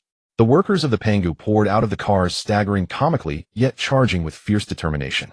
In contrast, most of the Wild Wolf's workers, seeing their locomotive destroyed, fell to their knees in terror. But when they saw half of Xingchong fly out, they erupted into thunderous cheers. Some of the bolder ones, seeing Xingchong dead, grabbed their mining picks and started attacking his underling. Once Lin Mo's people descended, Zhao Yi shot a few of the Wild Wolf's stubborn guards, and the rest were gathered near the Pangu. The survivors of the Wild Wolf stared at Lin Mo, who stood on the locomotive, their eyes filled with confusion and fear. After enduring prolonged oppressive rule, they instinctively knelt, trembling, hoping to earn a chance to survive. Zhao Yi immediately organized a headcount of the survivors, and Ma Xiangyang was selected to help. He had performed well in mining iron ore and had taken the lead in purging the Wild Wolf, taking down 2 of its guards. Ma Xiangyang, though prone to complaining, was diligent in his work, and his efforts caught the attention of Zhao Yi and Lin Mo. Commander, the count is complete. There are 163 survivors below, all workers from the Wild Wolf. Lin Mo nodded. Understood. You may go. Zhao Yi bowed slightly and jumped off the locomotive. Lin Mo looked at the confused and fearful eyes below, picked up the microphone, and said, I am Lin Mo, commander of the Pangu. Your Wild Wolf is no longer operational. Now you have only 2 options. Either stay here with your Wild Wolf or join the Pangu, become one of us, contribute your strength, and earn the right to live. Lin Mo's voice echoed through the train speakers, carrying absolute authority. The Wild Wolf workers, hearing they still had a chance to live, raised their arms and cheered. I'm willing to join. Commander Lin Mo, let us live. Great, as long as I can survive. I thought I was done for this time. The workers of the Wild Wolf all agreed to join, but a 13-year-old boy, clutching his bag, asked, Commander Lin, will people starve on the Pangu? They'll join if I can get at least 1 meal a day. Lin Mo looked at the boy, and Zhao Yi rushed over aggressively, pushing him to the ground. Though the action seemed rough, he whispered to the boy, watch your mouth. Apologize now. The boy realized his mistake and was about to kneel and apologize when Lin Mo waved his hand and said, Don't worry. My Pangu is not like the Wild Wolf. Here, as long as you are willing to contribute, you will be guaranteed safety and food. Lin Mo looked at Ma Xiangyang, who was standing by the locomotive, and said with a smile, Ma Xiangyang, distribute some of the nutrient paste from the train to these people, then lead all the workers to dismantle the Wild Wolf. Ma Xiangyang, taken aback by the sudden assignment, quickly agreed, but muttered to himself when no one was around, what a hassle. Despite his complaints, Ma Xiangyang's work efficiency was outstanding. The nutrient paste was distributed within 10 minutes, and after the newly recruited workers had their fill, he mobilized them to dismantle the Wild Wolf. The Wild Wolf was already smashed to pieces, saving the workers considerable effort. Moreover, the iron ore on the cars was purer than that from abandoned vehicles, significantly shortening the smelting time. The dismantling took about 5 hours, and the remains of the Wild Wolf were completely smelted into various metals stored in the Pangu train space. At the same time, the system's required task was successfully completed, and a voice echoed in Lin Mo's mind. Ding! Congratulations, host, for successfully collecting 100 units of iron ore. System rewards are being distributed. Copper ingot 200 can be used to create electronic items. Titanium ingot 100 can upgrade train durability, or be used to create power armor and weapons. Energy, or 100 can sustain train operation for 10 days. Workbench unlock blueprints. Class car 1, class train cannon 1, class power armor 1. And other items. Check the workbench for details. Lin Mo was about to revel in the cascade of rewards, but it wasn't over yet. Ding! Detected increase in crew count. Important crew, slot 1 unlocked. Host, please construct new cars as soon as possible to accommodate more survivors. New task, proceed to the coordinate point of a small beast lair, destroy it, and collect blood crystal and energy ore. A new task, a new direction. The earlier elation did not cloud Lin Mo's judgment. He focused on destroying the small lair. From the coordinates, the lair is in Fengcheng. I wonder if there are other survivors there. Not all survivors in the apocalypse were good people, most would do anything to survive. Of course, Lin Mo considered himself no different and no one was nobler than another. But if he was going to Fengcheng, he had to be thoroughly prepared. Never mind, let's deal with the immediate matters. First, I need to build new cars quickly, and it would be best to get a few train cannons too. I can also recruit important crew members. The system has a list with positions like guard captain, chief physician, head conductor, and so on. Zhao Yi is already the guard captain, and I don't need a doctor or conductor right now. Lin Mo scrolled through the list, and finally found a position he urgently needed. Found it. He'll recruit this one foreman. Lin Mo looked at Ma Xiangyang, who was still finishing up, and had someone in mind. Adding cars, improving defense, and recruiting important crew members. Lin Mo planned to complete these 3 steps methodically, then enhance his strength using the ores from the Wild Wolf and the system rewards. Then he would head to Fengcheng to complete the system's task. Seeing the distant workers returning one after another, Lin Mo knew it was time for him to leave. Though Ma Xiangyang grumbled about scraping every last bit off the land, he was meticulous in his work. Under his direction, aside from the wreckage of the Wild Wolf, the entire parking lot was stripped clean by Lin Mo. Gazing at the barren expanse around him, Lin Mo felt an urge to shout from the depths of his soul. What a feast! Ma Xiangyang lowered his head and approached Lin Mo, speaking with reverence. Commander, all the resources nearby have been gathered. Should we set off now? No rush. Lin Mo shook his head, walking to the crafting station to open the panel and carefully review and tally the harvested supplies. Impressive. We now have over 1400 units of iron ingots, 800 units of copper ingots, and even 200 units of titanium ingots. Lin Mo checked the panel again, tapping a few times on the screen. Build me 2 nude class carriages. Beginning construction of class carriage X2, estimated consumption iron ingots X600, copper ingots X200. As the industrial zone's mechanical female voice finished, several drone-like objects flew out from the crafting station, heading toward the rear of the train. The first batch of Pangu workers standing outside stared in bewilderment at the scene, while the newer workers took it in stride unfazed. What are those flying things? They look so high-tech. Those are the 3D printers from the Doomsday Train's crafting station. Don't let their small size fool you. They can build carriages. That amazing. Of course. I saw it back on the Wild Wolf, but the process was slow. You'd have to wait. Whoa. With that person's exclamation, the Pangu's crafting station began rapidly printing the class carriages. In less than a minute, both carriages were fully constructed. Bewilderment doesn't vanish. It just transfers. Now it was the new workers' turn to be stunned. Wiping sweat from their cheeks, they spoke with trembling voices. Does our Pangu build carriages this fast? All new members follow Zhao Yi's assignment and board the 2 newly built carriages. When Lin Mo's broadcast interrupted their astonishment, these people snapped out of it and climbed into the freshly crafted carriages. Once inside, they gasped again. The interior of the new carriages was far superior to the Wild Wolf's. Every seat gleamed spotless. The corridor was also spacious enough for 2 people to walk side by side. Even class carriages had their differences. The new workers cheerfully boarded, carrying their luggage. Lin Mo didn't let the old members go empty-handed either. With a grand gesture, he declared, upgrade the first carriage to class. Beginning carriage upgrade, estimated consumption iron ingots X400, copper ingots X300, titanium ingots X50. The printers flew out again, swiftly dismantling the original carriage before reassembling it in mere moments. When the upgrade was complete, the veteran crew boarded. The iron seats inside were replaced with ones covered in a soft material. Though not luxurious compared to the hard iron seats of the class, it was a world of difference. The space between each seat also widened, no longer cramped. Most importantly, the class carriage's internal structure was more stable and could be customized. Commander, this is heaven. A survivor stepping into the class carriage exclaimed in delight, never imagining such comfort in the apocalypse. Lin Mo made no comment, eyeing the sponge cushions on the seats as he asked the system. System, where did this fabric come from? Ding. When the host dismantled the Wild Wolf and cars, their seats were recycled as well. Got it. Lin Mo opened the class carriage's customization interface and selected an option. Customize a sleeper compartment with upper, middle, and lower bunks. Just right for Zhao Yi and Qin Feng to stay in. Soon a small area was partitioned off on one side of the carriage, fitted with 3 beds. Lin Mo pointed to the compartment and spoke to Zhao Yi and the others. Zhao Yi, Qin Feng, you'll sleep here during your shift breaks. Both Zhao Yi and Qin Feng quickly expressed their gratitude. Ma Xiangyang's eyes flickered with envy, but he said nothing, preparing to return to his seat. Wait a moment. Ma Xiangyang halted mid-step and respectfully asked Lin Mo, Commander, any further instructions? The top bunk in this compartment is empty. It's yours now. Ma Xiangyang's face lit up with excitement, hardly believing his ears. But Zhao Yi reacted first, patting his shoulder and saying, Congratulations, Ma Xiangyang. From now on be loyal to Commander Lin and contribute more to the Pangu. This time Ma Xiangyang didn't complain. Joyfully, he pledged his loyalty to Lin Mo. Lin Mo smiled, replied briefly, then walked into the compartment and closed the door. This action signaled to the three inside that Lin Mo had serious matters to discuss. They immediately stopped celebrating and waited quietly for his orders. Zhao Yi. Yes. Zhao Yi stood up and bowed in response. With more survivors now, the guard force must be expanded accordingly. Zhao Yi. Yes.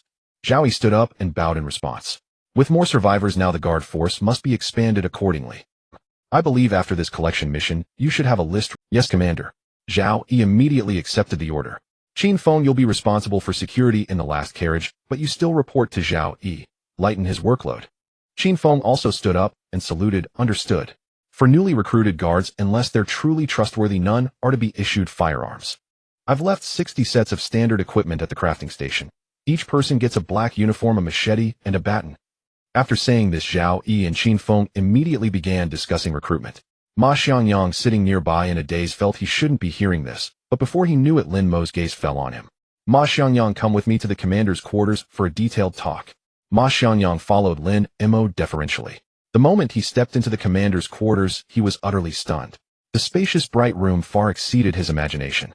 Its decor, like a finely furnished apartment, made Ma Xiangyang feel as if had returned to pre-apocalypse times. Su Xiaonuan, now dressed in normal clothes, set 2 glasses of water on the dining table before sitting on the sofa, curiously observing Ma Xiangyang. Sit. Lin Mo pointed to the chair opposite. Ma Xiangyang sat down nervously, his body tense. Ma Xiangyang, you performed well on this collection mission. Ma Xiangyang dared not take credit and quickly shook his head. No, it was all due to the commander's excellent leadership. Don't be modest. No matter how good my leadership, it takes the frontline workers' dedication. Lin Mo got straight to the point. I called you here today to assign you an important task. For now, the Pangus defense is manageable, but worker management is an urgent issue. I want you to be the Pangus worker foreman, overseeing all collection maintenance and logistics. Can you handle it? Ma Xiangyang swallowed hard, reaching out with a trembling hand to down the water in one gulp. Yet even so, he couldn't ease the dry mouth brought on by nervousness. Commander, I'm afraid I won't do well. Is that so? I saw your abilities today. Do you not want the job, or are you truly worried you can't handle it? Ma Xiangyang quickly stood up, bowing his head to explain. No. It's not that I don't want to. I'm just a bit afraid of trouble, aren't you? Lin Mo's lips curled slightly as he saw through Ma Xiangyang's character. This man in his 30s still had a young heart. He took many things lightly, but his abilities were indeed solid. In the Pangus, Commander. If I say you're capable, then you are. If you don't accept today, pack your things and get out of that sleeper compartment. Think it over. Ma Xiangyang was at a loss whether to laugh or cry. The sleeper berth was a huge temptation. He really didn't want to sleep on a chair anymore. But with a new identity came new responsibilities. For someone as laid back as Ma Xiangyang, that was still a bit tough. However, after seeing the Pangus' strength and advancement along with Lin Mo's young, yet steady face, he made up his mind. Commander, I'm willing to do it. Good. Ding. Key crew slot activated. Train worker foreman. Ma Xiangyang worker foreman abilities unlocked. Rapid repair E-class ability greatly reduces train repair time. Rapid collection class ability boosts personal and squad collection efficiency by 20. Train Overlord effect triggered. Host awakens abilities. Rapid repair, rapid collection. Hearing the system's melodious voice, Lin Mo smiled slightly and said to Ma Xiangyang, work hard. Feel this power within you and use it to make greater contributions for me. Ma Xiangyang was about to ask why his body felt different. But upon hearing this response, he gained a new understanding of Lin Mo's might. Thank you, Commander. From now on, it'll be like a screw firmly fastened to my post. After seeing Ma Xiangyang off, Lin Mo could finally start the train and leave Crescent Moon Lake. The blueprint for the class train cannon required 600 units of iron ingots, but the Pangus stock was still 100 units short. Lin Mo planned to first head to the outskirts of Fengcheng to find some resource points, fill this gap, and then approach the beast lair in full strength. About half an hour after the Pangu departed Crescent Moon Lake, another sleek, slender train silently slid into the Crescent Moon Lake parking lot. Hiss! The train stopped and the doors opened. A tall, voluptuous woman jumped down from the locomotive. She wore tight black leather clothes, accentuating her curves to perfection. Her wavy, winded hair was casually draped over her shoulders, her face meticulously made up, lips as red as blood. A pistol was holstered at her waist, but as she looked at the ground, her composure slipped. Where's the wild wolf? Where did that big wild wolf go? Chu Lingshuang stared at the fragmented parking lot, glancing instinctively at her subordinate. I don't know. Li Dayong, standing beside Chu Lingshuang, scratched his head. Want me to go look? Chu Lingshuang kicked Li Dayong in the backside. Clearly the Wild Wolf crew got wiped out. Li Daong's eyes widened in realization, and he spoke with indignation. So what do we do, boss? Should we pursue? Pursue? Chu Lingshuang nodded. I want to see which blind fool dares to run wild on my turf and steal my prey. Board the train, let's move. Lin Mo remained oblivious to the Viper's pursuit. The Pangu sailed steadily across the desolate post-apocalyptic landscape, heading straight for Fengxing. After the apocalypse, Blue Star's geography had undergone a dramatic transformation. The landmass had expanded beyond imagination. It would take a full 3 days to travel from Crescent Moon Lake to Fengxing. Lin Mo, however, relished the leisure. He lounged on the luxurious sofa in the command room, immersed in a game called Left 4 Dead. Su Xiaonhua sat quietly beside him, a novel spread open on her lap, yet her gaze kept drifting almost unconsciously toward Lin Mo. Seriously, these AI teammates are just too stupid.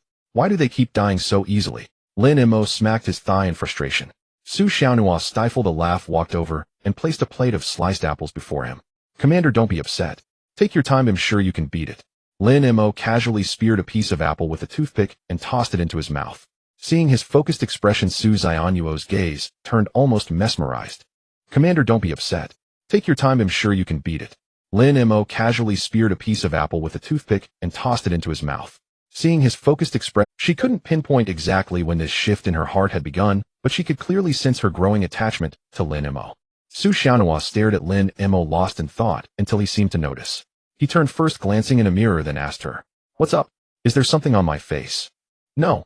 Nothing." Su Xiaonhua snapped back to reality, her cheeks flushing as she stammered. "I was just thinking it's getting late, Commander. You should get some sleep." "Alright, got it." Lin Mo didn't put down his mouse, merely replying casually, "Go wash up first. Don't worry about me." "Oh, okay." A hint of regret flickered in Su Xianyuo's eyes as she left the study. It seemed she wasn't yet capable of captivating this man.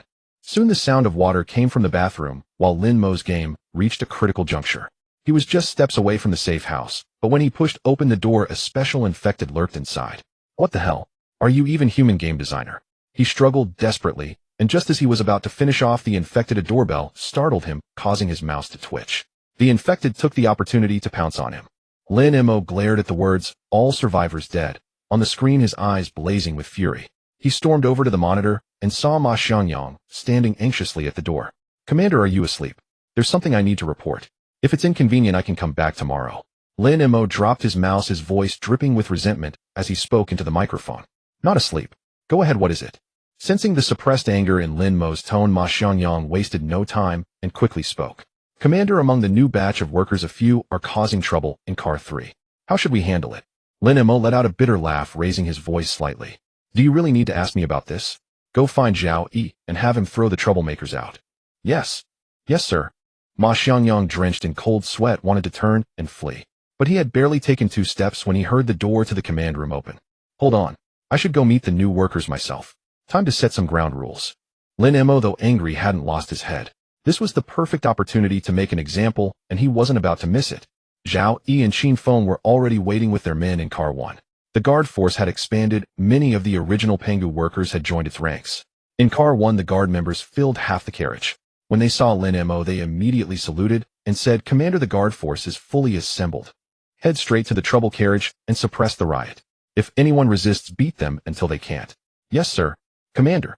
Zhao Yi led his men charging into Car 3 with a menacing air. Before entering, he cut the power to the carriage. As everyone knew, when the lights in one carriage went out, the power surged elsewhere. Though the guards didn't have stun batons, their nightsticks could still swing with sparks. A sound like a cartoon punch echoed through Car 3, followed by a chorus of screams and pleas. Seconds later, the lights flickered back on, revealing a floor littered with bodies. Lin Mo strode in with his hands in his pockets, looking down at them. Who was causing the trouble? The other passengers caught in the crossfire quickly pointed out the ringleaders. Zhao Yi immediately had his men bind the troublemakers, but one bald man continued to shout defiantly, "What right do you have to arrest us? We're just fighting for our rights. We want to live in the better carriages too." "Shut up." Zhao Yi struck the bald man across the mouth with his baton, then dragged him and the others out like dead dogs. Lin Mo swept his gaze over the terrified new workers, his voice icy. "Anyone else have objections?" The new workers all shook their heads frantically. They had been incited, and with their leaders caught, who dared to speak up? Lin Mo sneered, adding, "Remember, on the Pangu, I am the law. I decide where you live, and you will." Lin Mo shot Zhao Yi a look, and Zhao Yi understood immediately. He drew his pistol, and in front of everyone executed the bald man. If anyone dares to cause trouble again, this will be your fate. Consider yourselves warned. Lin Mo left the carriage. Qin Feng sighed looking at the corpse and said to his team, "Throw him out. Our squad will continue patrolling the carriages." The riot was quelled in an instant, and the instigators were all escorted to the Pangu industrial zone. Lin Mo felt this riot was somewhat inexplicable. Under Zheng Chong, the workers from the Wild Wolf had been treated like beasts of burden. Now that they were on the Pangu, there was no reason for chaos was there. Could it really be that old saying, a good man is always the one with a gun pointed at him? Lin Mo crossed his arms and surveyed the men before him, his gaze settling on a man with a broken nose. The man caught Lin Mo's stare, trembled, and quickly lowered his head. But this subtle movement caught Lin Mo's attention. "What's your purpose in doing this?" The man swayed but gritted his teeth and said, "I don't know what you're talking about." Not being honest. Lin Mo took a step back and Zhao Yi stepped forward, swinging his baton at the man. Talk. Talk. The man screamed in agony but clenched his jaw, revealing nothing, repeating only that he didn't know. Seeing his stubbornness, Zhao Yi's baton seemed to stack attack speed, swinging until it nearly smoked. Under such relentless blows, even the strongest would break. Only when the man was beaten within an inch of his life did he finally collapse. "He'll talk. He'll tell you everything. Please stop hitting me." Lin Mo smirked. Indeed, this memory restoration technique was effective. "Speak. What was your purpose?" Under the immense coercion, the man spilled everything like beans from a bamboo tube. From his account, Lin Mo learned that these men were not merely workers from the Wild Wolf. They were also moles sent by the Viper to infiltrate the Wild Wolf. The Wild Wolf had lost its battle against the Viper precisely because of these destabilizing elements. The commander of the Viper was a woman named Chu Lingshuang. Her Viper also engaged in plunder, though it was slightly more merciful than the Wild Wolf. Being robbed by the Viper meant saying goodbye to your resources, but being robbed by the Wild Wolf meant saying goodbye to the world. The conflict between them was a case of dogs fighting dogs. The Viper had deliberately let the Wild Wolf escape, intending to annihilate them at Crescent Moon Lake. But then the Pangu had appeared out of nowhere and hijacked the Wild Wolf. Hearing this, Lin Mo couldn't help but feel a pang of worry. "Looks like you'll need to deal with that tail before heading to Fengcheng." Lin Mo muttered, then turned to Zhao Yi. "Keep these men under control and see what else you can extract from them." "Yes, sir." Zhao Yi acknowledged and resumed the interrogation. Under the relentless memory restoration, the man confessed to everything, even claiming to be the cause of the dinosaur's extinction. Lin Mo washed his hands of the industrial zone affairs. He returned to the command room, intent on taking a good bath and getting some sleep. Lost in thought, he made his way to the bathroom. It was only when he lay in the tub enveloped by water that Lin Mo finally felt a sense of relaxation. So annoying. There's always something going on. Lin Mo grumbled, reaching for the shampoo, but instead grabbed something soft, smooth, and incredibly Lin Mo. "What the?" He wiped the water from his eyes and opened them to see Su Xiaonhua flushed all over, curled up in the corner of the tub. And Lin Mo's hand had slipped right between her arms, resting on her chest. If I swear on my conscience that I really didn't notice you in here, would you believe me?" Lin Mo's voice carried a hint of playfulness through the steaming air. Su Xiaonyuo's cheeks flushed as if they would bleed, and she instinctively tried to shrink into the corner of the bath. Yet she found herself already encircled by Lin Mo's arms with no escape. "Commander." "You." Su Xiaonhua replied in a voice as faint as a mosquito's buzz, burying her head even lower, almost submerging it in the water. She could feel Lin Mo's scorching body heat and that touch which made her both shy and tremble with palpitations. Seeing her so bashfully charming, Lin Mo felt an even stronger urge to tease her. Far from letting go, he gently rubbed his fingertips against her skin. Su Xianyuo's body quivered as if shocked, letting out a soft, faint moan, and she nearly melted into the bath. "Xiaonhua, you seem nervous." Lin Mo whispered close to her ear, making Su Xianyuo's hair stand on end. Her voice grew even softer. Her mind went blank, leaving only the most instinctive bodily reactions. Lin Mo let out a low chuckle and finally released his hold, looking at Su Xiaonhua with a teasing glint. "Quick, there's no time, turn around." Su Xiaonhua. Commander, what are you going to do?" "Just turn around." Flustered, Su Xiaonhua spun around, her mind racing with infinite possibilities, nervous, yet eagerly anticipating what would come next. But a strange sensation appeared on her back. Lin Mo was holding a bath scrubber and rubbing vigorously across her back. "What a treasure of a girl. How long has it been since you scrubbed your back? Look at all this grime. Later remember to scrub mine too." Su Xianyuo's eyes widened in stunned disbelief. She had imagined countless possibilities, but never once that Lin Mo would scrub her back. I'd rather have been stabbed in the back. Of course, even a knife would be better. It wasn't until Lin Mo tossed the scrubber to Su Xiaonhua that she snapped back to reality. "My turn, come on." Lin Mo turned around without any extra movement. Su Xiaonhua picked up the scrubber with resentment, putting all her strength into it, hoping to get back at Lin Mo through this method. But how could a body strengthened by the train's dominator ability be so fragile? What Su Xianhua thought was revenge felt to Lin Mo like she hadn't eaten enough. Only after Su Xianhua was exhausted and panting did Lin Mo feel somewhat satisfied. Lin Mo rinsed himself off, and Su Xianhua prepared to leave feeling somewhat dejected. But as she took a step, a powerful force pulled her into Lin Mo's embrace. Who said you could leave? After getting clean, the next step hasn't even started yet. Plop. The two fell into the bathtub together. The warm foam inside and the gentle touch of Lin Mo's fingertips slowly relaxed Su Xianyuo's tense body.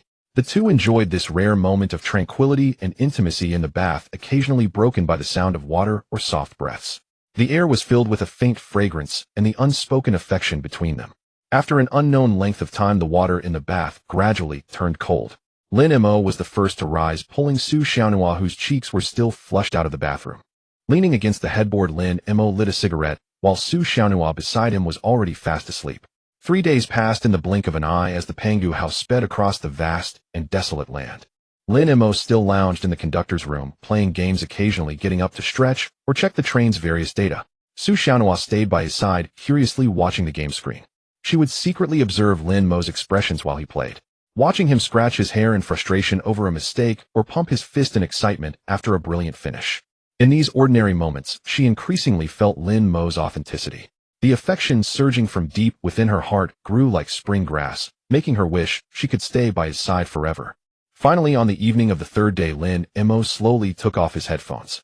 The Pangu house gradually came to a halt in the outskirts of Fengcheng's industrial zone. Though dilapidated, the sparse vegetation and open view made it a decent temporary campsite. "Commander, we've reached Fengcheng." Zhao Yi's voice came through the intercom. Lin Mo replied calmly, "I know. After the train stops, take a team and scout the area around here. Remember safety first. Don't venture deep recklessly." "Yes, Commander." Zhao Yi acknowledged and soon led over a dozen fully armed guards off the train, disappearing into the black mist. A few hours later, a knock came from outside the train door. Zhao Yi and his team returned, excitement on his face.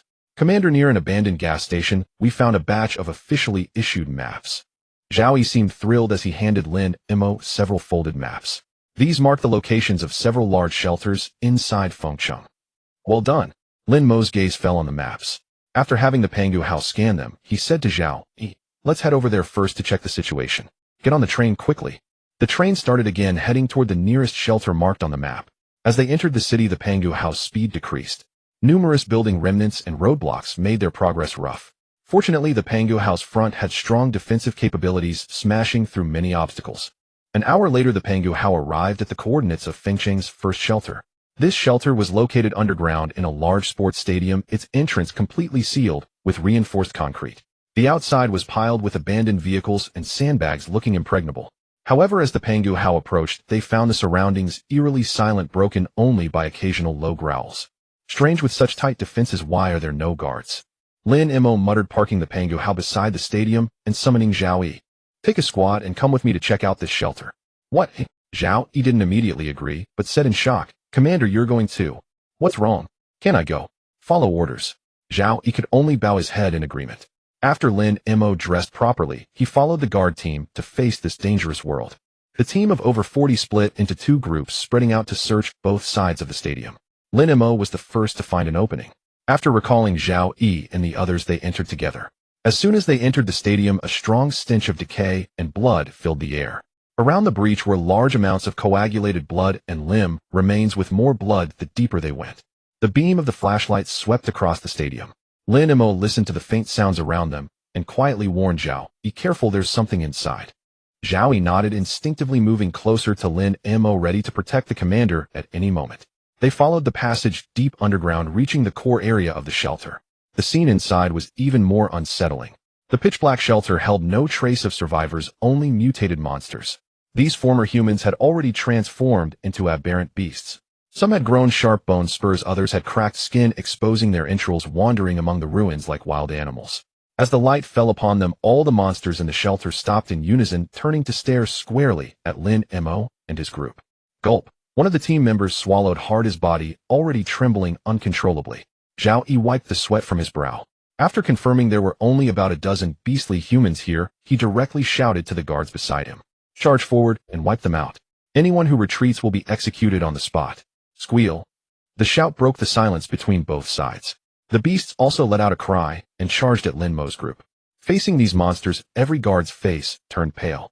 Before becoming guards, they were just survivors struggling to live. Most people froze in place at the sight of the monsters charging, not daring to advance.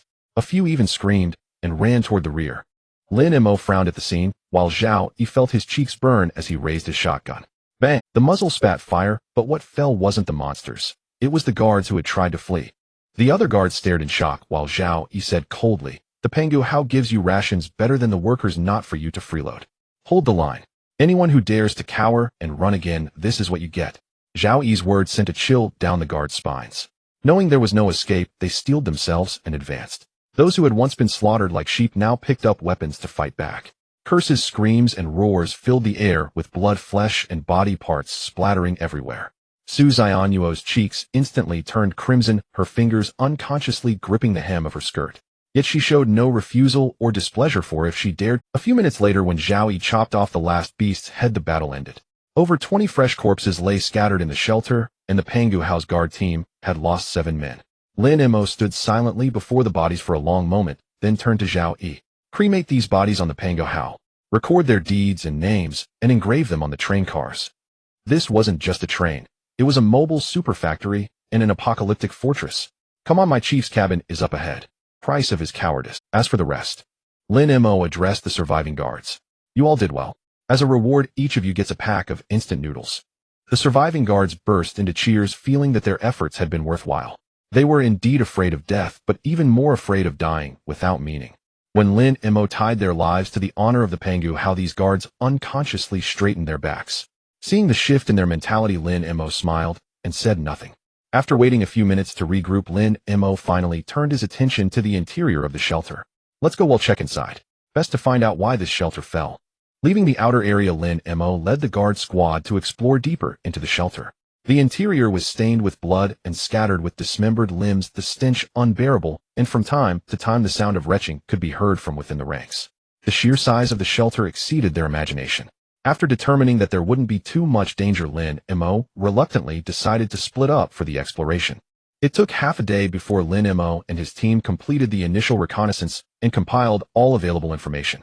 This shelter could accommodate approximately 3,000 people with clearly demarcated zones. In the living area, various types of dormitories were densely packed. From single-person cubicles to multi-person quarters, each room was furnished with simple iron bunk beds and lockers. However, most of the lockers had been pried open violently, their contents looted clean.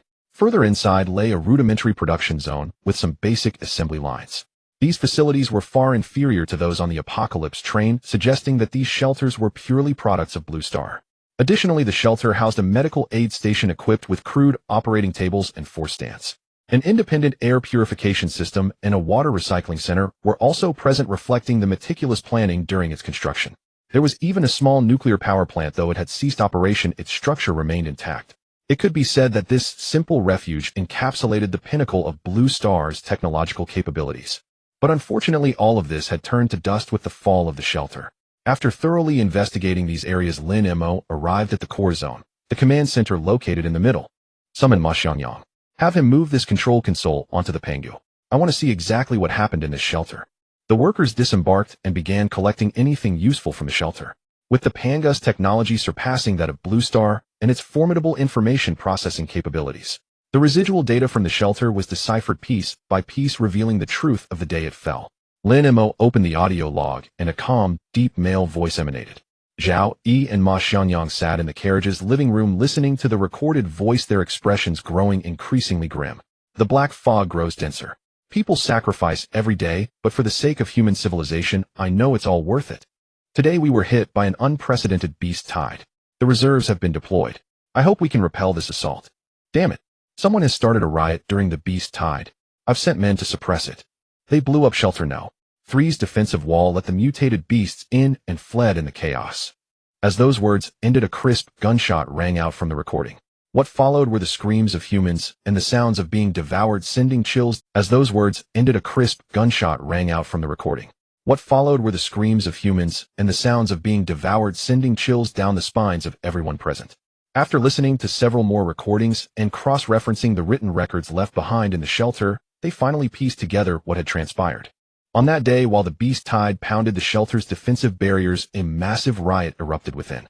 A small group of people, seizing the opportunity of immense external pressure, went on a frenzied looting spree of the shelter's resources. After securing their spoils, they even detonated a weak point in the shelter to facilitate their escape. They fled through the breach, and the mutated creatures surged in through the same gap. Caught between internal and external attacks, the shelter's defense system collapsed entirely. Most were devoured by the beast tide in the chaos, and the entire shelter fell. How are they any different from beasts?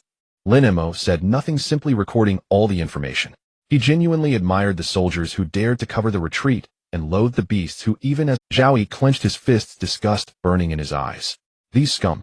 For a pittance of supplies they commit such heinous acts. How are they any different from beasts? Lin Mo said nothing, simply recording all the information. He genuinely admired the soldiers who dared to cover the retreat, and loathed the beasts who, even as a species faced extinction, only sought to seize profit. If possible, he would make them pay, but there were more pressing matters at hand.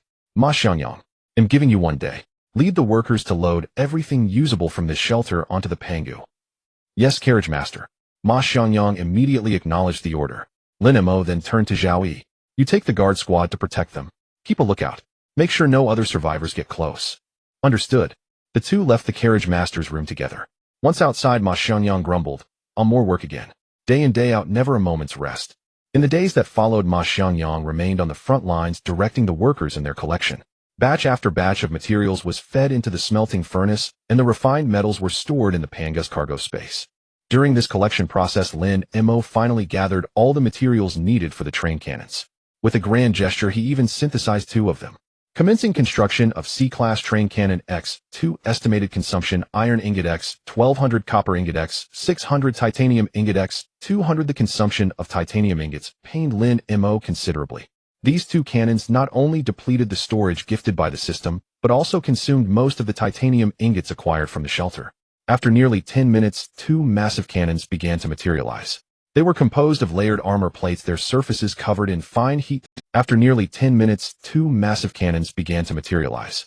They were composed of layered armor plates, their surfaces covered in fine heat dissipation, grooves like the breathing scales of a giant beast. The cannon bases were rigidly connected to the carriage roof, and the hydraulic buffer system could absorb most of the recoil during firing, preventing damage to the gun barrels. When the train cannons were inactive, they retracted into their bases, extending only when needed. The crafting menu also displayed various ammunition options: armor-piercing shells, high-explosive shells, and fragmentation shells. What caught Lin Mo's attention most was an item labeled energy shell. He asked in his mind, "System, what is this energy shell?" Ding. Energy shells require blood crystal and energy ore. They must be mined from beast layers and possess immense power. Lin Mo nodded in sudden understanding. So to make good use of these cannons, he'll need to delve into a lair after all. Standing beside Lin Mo, Su Xiaonhua twitched the corner of her mouth, puzzled as to why he had suddenly made such a remark.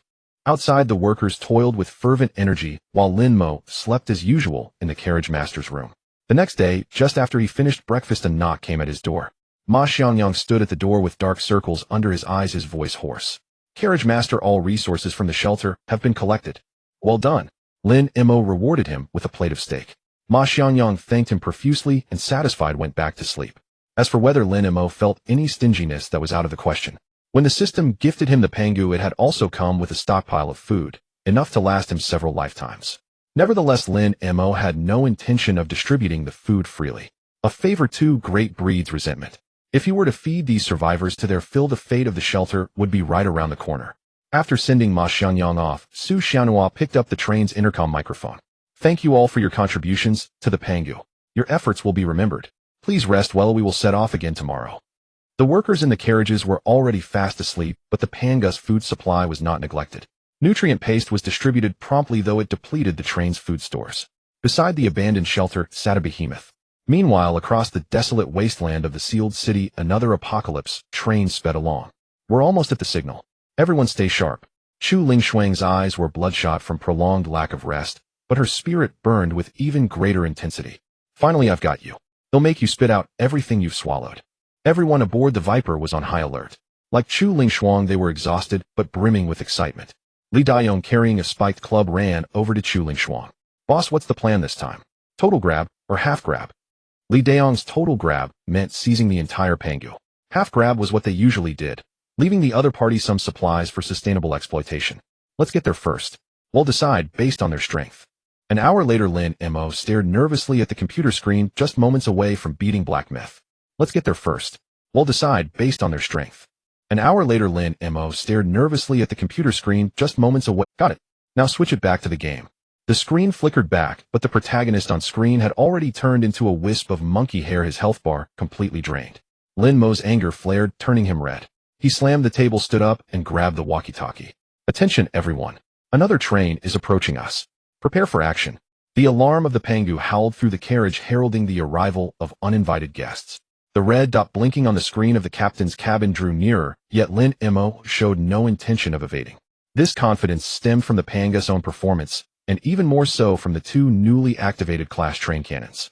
Captain, the opponent is approaching at high speed and will arrive nearby in 3 minutes. Since they dare to come, let our guests appreciate the Pangu's new toy.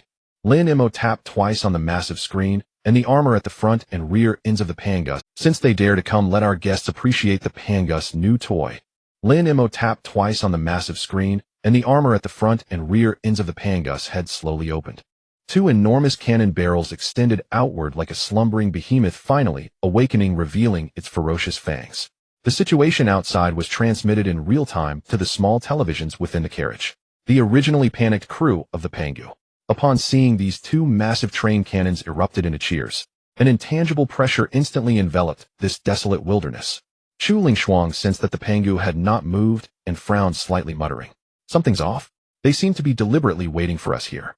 Li Daiyong carefree raised his spiked club and said, "Isn't that better?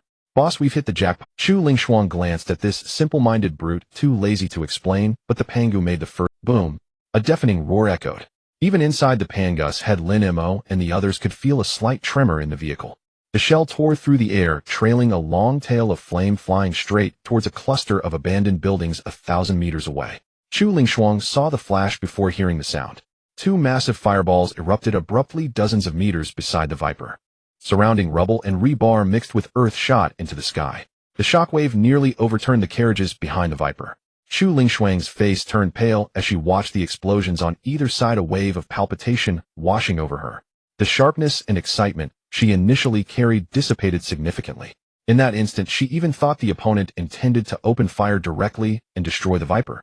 She had no doubt that if those two shells had directly struck the Viper, even if they couldn't completely destroy it, they would have inflicted severe damage. Li Daiyong fell to the ground in fright, his spiked club dropping from his hand as he stammered, "Boss, what the hell kind of cannon is that? Its power is terrifying. It's a train cannon." Chu Lingshuang let out a bitter laugh. As a captain, she knew such a weapon existed, but had never imagined it could possess such formidable might. "Send someone to parley. Tell them we came to talk with no ill intentions." Chu Lingshuang abandoned the idea of directly seizing the Pangu, decelerated the Viper, and parked it 500 meters away. Shrouded by the black mist, neither side could clearly see the other. But soon a member of the Viper, riding a small sand vehicle and waving a white flag, cautiously approached the Pangu. "Captain of the Pangu, our Captain Chu wishes to hold a peaceful meeting with you to discuss important matters." The man was immediately subdued by Zhao Yi and Qin Feng, who were lying in ambush on either side, and brought before Lin Mo. Looking at the envoy sent by the Viper, a cold sneer formed in his heart. If not for those two train cannon shots, the enemy would likely have already pounced. However, Lin Mo truly didn't want to engage in a firefight with the Viper right now. Although the Pangu was powerful, he had more important matters to attend to. That was to complete the system mission, to eradicate the beast lair. Rather than expending strength here, it was better to talk first and see what Chu Lingshuang truly wanted. A meeting is possible, but Chu Lingshuang must come personally to the Pangu's captain cabin, accompanied by only 2 escorts, and no heavy weapons are allowed. The moment she finally laid eyes on the Pangu, the composure in her gaze was instantly replaced by disbelief and shock. The massive, majestic head of the Pangu made her feel the Viper was nothing but a wreck. Chu Lingshuang, clad in a tight combat suit that accentuated her fiery figure, approached the Pangu with 2 fully armed guards. The moment she finally laid eyes on the Pangu, the composure in her gaze was instantly replaced by disbelief and shock. The massive, majestic head of the Pangu made her feel the Viper was nothing but a wreck. Yet the stark contrast with the carriages attached behind formed a strong dissonance. Chu Lingshuang composed her expression, her face as cold as frost, and followed Zhao Yi into the captain's cabin. Li Daiyong and the other guard who came with her were denied entry, left to confront Zhao Yi and Qin Feng, who stood on the other side of the door. As the door to the captain's cabin slid open, Chu Lingshuang's expression completely lost control. The spacious and bright cabin, the massive operating screens, and the holographic projection map system offered a panoramic view of the post-apocalyptic wilderness outside. This was far from the command center of an apocalypse train. It resembled a mobile luxury fortress. She even saw a beautiful woman in an apron brewing coffee. The aroma stirred her craving, and her previously maintained facade vanished instantly. Compared to this place, my Viper is nothing but a pile of junk. Chu Lingshuang sighed. Lin Mo, however, walked gracefully before her, looking her up and down. Not bad looking either. Please have a seat, Captain Chu. Lin Mo casually sat in the main seat. Chu Lingshuang didn't hesitate and took a chair beside him. Su Xiaonhua brought over a coffee pot, filled cups for Lin Mo and Chu Lingshuang, and then left the living area. Only after Lin Mo took a sip did Chu Lingshuang confidently down her coffee in one gulp. Chu Lingshuang smacked her lips with lingering satisfaction, set down the cup, and asked directly, Captain Chu, we are both sensible people, so let's skip the pleasantries. Your purpose here is surely for the supplies from the wild wolf, isn't it? Chu Lingshuang was taken aback for a moment, then clapped her hands and said, Captain Lin is indeed straightforward. Chu Lingshuang nodded and continued, Our Viper has been tracking the wild wolf for a long time. We deserve a share of their supplies. I came specifically today to ask Captain Lin about the distribution of the supplies. I won't ask for much, just half. What the hell? Was she here to collect a debt? Lin Mo snorted. Resources were something you only took and never, and most importantly, the wild wolf's resources had already been turned into carriages for the Pangu. Where was Lin Mo supposed to get them for her? That's a bit difficult, Captain Chu. Lin Mo spread his hands. The wild wolf stuff has already become part of the Pangu. Do you expect me to dismantle 2 carriages for you? Chu Lingshuang flared up at this. She slammed the table and stood. Captain Lin, that's a breach of the rules. What rules? Aren't I following them? Lin Mo pointed at the floor. On my Pangu, my rules are the rules. If those 2 cannon shots hadn't scared you, weren't you planning to rob me? Chu Lingshuang's face darkened instantly. She was about to lose her temper, but Lin Mo changed. However, if you want resources, I can give you a share. Lin Mo also slowly stood up, straightened his suit, and spoke in a steady tone. They'll turn the resources into shells and fire them directly at your Viper. How does that sound? Domineering. Arrogant. That was how Chu Lingshuang defined Lin Mo. But Chu Lingshuang's face was grim. She indeed had little leverage to negotiate with Lin Mo, and could only grit her teeth and say, Captain Lin, are you trying to completely sever ties with my Viper? The atmosphere in the captain's cabin suddenly grew tense. Both captains seemed prepared for the worst. However, Lin Mo remained calm and composed while Chu Lingshuang appeared somewhat exasperated. If you want to sever ties, that's fine too. But then don't expect to leave my Pangu. Lin Mo picked up the intercom and spoke directly in front of Chu Lingshuang. Zhao Qin Feng, subdue the Viper's people. Yes. Sounds of a scuffle came from outside the cabin. Chu Lingshuang pointed at Lin Mo and cursed, Bastard. Are we that close? You're calling me bastard already. Lin Mo chuckled. Then he suddenly lunged, sprinting directly to Chu Lingshuang's side. Empowered by the train's dominance, the Pangus, over 200 crew members, had granted Lin Mo physical strength far exceeding an ordinary person's. Before Chu Lingshuang could react, Lin Mo pinned her against the table. What? Still want the resources? Chu Lingshuang struggled, but found Lin Mo immovable. She gritted her teeth and roared. Lin Mo, don't think you've got me figured out. Did you think I came unprepared? As soon as she finished speaking, Zhao Yi's voice came through the intercom. Captain, the Viper's men are rigged with explosives. We don't dare make a move. Damn, they were even using suicide bombers. Seeing Lin Mo's expression change, Chu Lingshuang burst into laughter. What's wrong, Captain Lin? Not so cocky now, are you? Go ahead, tell your men to continue. Fine. Chu Lingshuang. Pangu. Close the doors between the head and the rear carriages. Contain the explosion within the head. Zhao Qin Feng, you too continue. You've lost it. You've completely lost it. This time Chu Lingshuang truly broke down. She had prepared for the worst, but she was prepared to die, not eager to. She had intended to use this tactic to intimidate Lin Mo and gain some bargaining chips. But Lin Mo wasn't falling for it. Unwilling to be buried with Lin Mo here, Chu Lingshuang shed all her previous assertiveness and quickly said, Captain Lin, tell your men to stand down. I don't want the wild wolf supplies anymore. Well, leave now. Lin Mo grinned. His ease wasn't an act, it was born from confidence in the Pangus head's resilience. So what if you self-destruct? At worst, ITLL blacken my walls. If the blast reaches the rear carriages, it'll eat my hat. That's more like it. Smack. MMH. Lin Mo slapped Chu Lingshuang's rear, leaving her both embarrassed and furious, yet utterly helpless against him. Feeling the resilience under his palm, Lin Mo remarked sincerely, a bit firmer than Xianyuo's. Chu Lingshuang wished she could kill Lin Mo on the spot, but for the sake of her own life, she suppressed her seething rage. Since we've reached such a perfect agreement, Captain Chu, I want to see you out. The Pangu will be staying in Fengsheng for a while. I hope we can coexist peacefully and look out for each other. Seeing Lin Mo acting as if nothing had happened, Chu Lingshuang didn't want to say another word to him. She turned to leave. But just as her hand touched the door, a strange device placed in the corner began to emit intermittent sounds. Mayday! Mayday! This is the Dawn Sanctuary of Fengsheng. A beast tide is attacking us, and there's also a riot inside. Requesting backup. Wreck! The distress signal cut off abruptly, leaving only piercing static. Lin Mo's face darkened instantly. This console had been brought up from the sanctuary and connected to the Pangu. He never expected it to emit a new distress signal now. Ding! Detected a beast tide in Fengsheng. Choosing to eradicate it can reduce the mission difficulty. Lin Mo's heart stirred. He looked at Chu Lingshuang, his gaze sharp. Captain Chu, I need your help now. If you choose to come with me to support the Dawn Sanctuary, I'll split the resources we acquire with you 50-50. Chu Lingshuang, who had already reached the doorway, abruptly halted her steps at Lin Mo's words. She turned around, her gaze complex as she looked at Lin Mo, as if assessing the truth of his statement. Support the Dawn Shelter? Are you insane? In the apocalypse, every faction is barely managing to survive. Who cares about the fate of those shelters? Chu Lingshuang's tone carried a hint of mockery, yet there was also a trace of admiration for what Lin Mo had said. Although Lin Mo's desire to support the Dawn Shelter was also for his own gain, in Chu Lingshuang's eyes he genuinely seemed to want to help. In this cannibalistic apocalypse, people like Lin Mo were rare. Chu Lingshuang's perception of him began to shift, and Lin Mo, noticing this, pressed his advantage. To those bandits, the lives of others are indeed unimportant as long as they themselves have enough to eat. But I cannot stand by and watch humanity be completely annihilated by the mutated creatures. To those bandits, the lives of others are indeed unimportant as long as they themselves have enough to eat. But I cannot stand by and watch humanity be completely annihilated by the mutated creatures.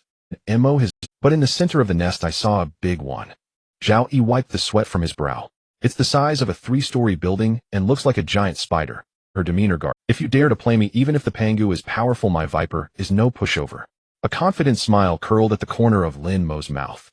Train Master Chu, this is not the time for personal grudges. An extra train means extra strength and a greater chance of survival for the survivors of the Dawn Shelter. As for the distribution of supplies, if you don't trust me, just strap a bomb to the front of my train. If the share is short, detonate it anytime. Lin Mo's righteous demeanor inexplicably brought a flush to Chu Lingshuang's cheeks. Though she was also a bandit, she had never been utterly ruthless towards any train or faction.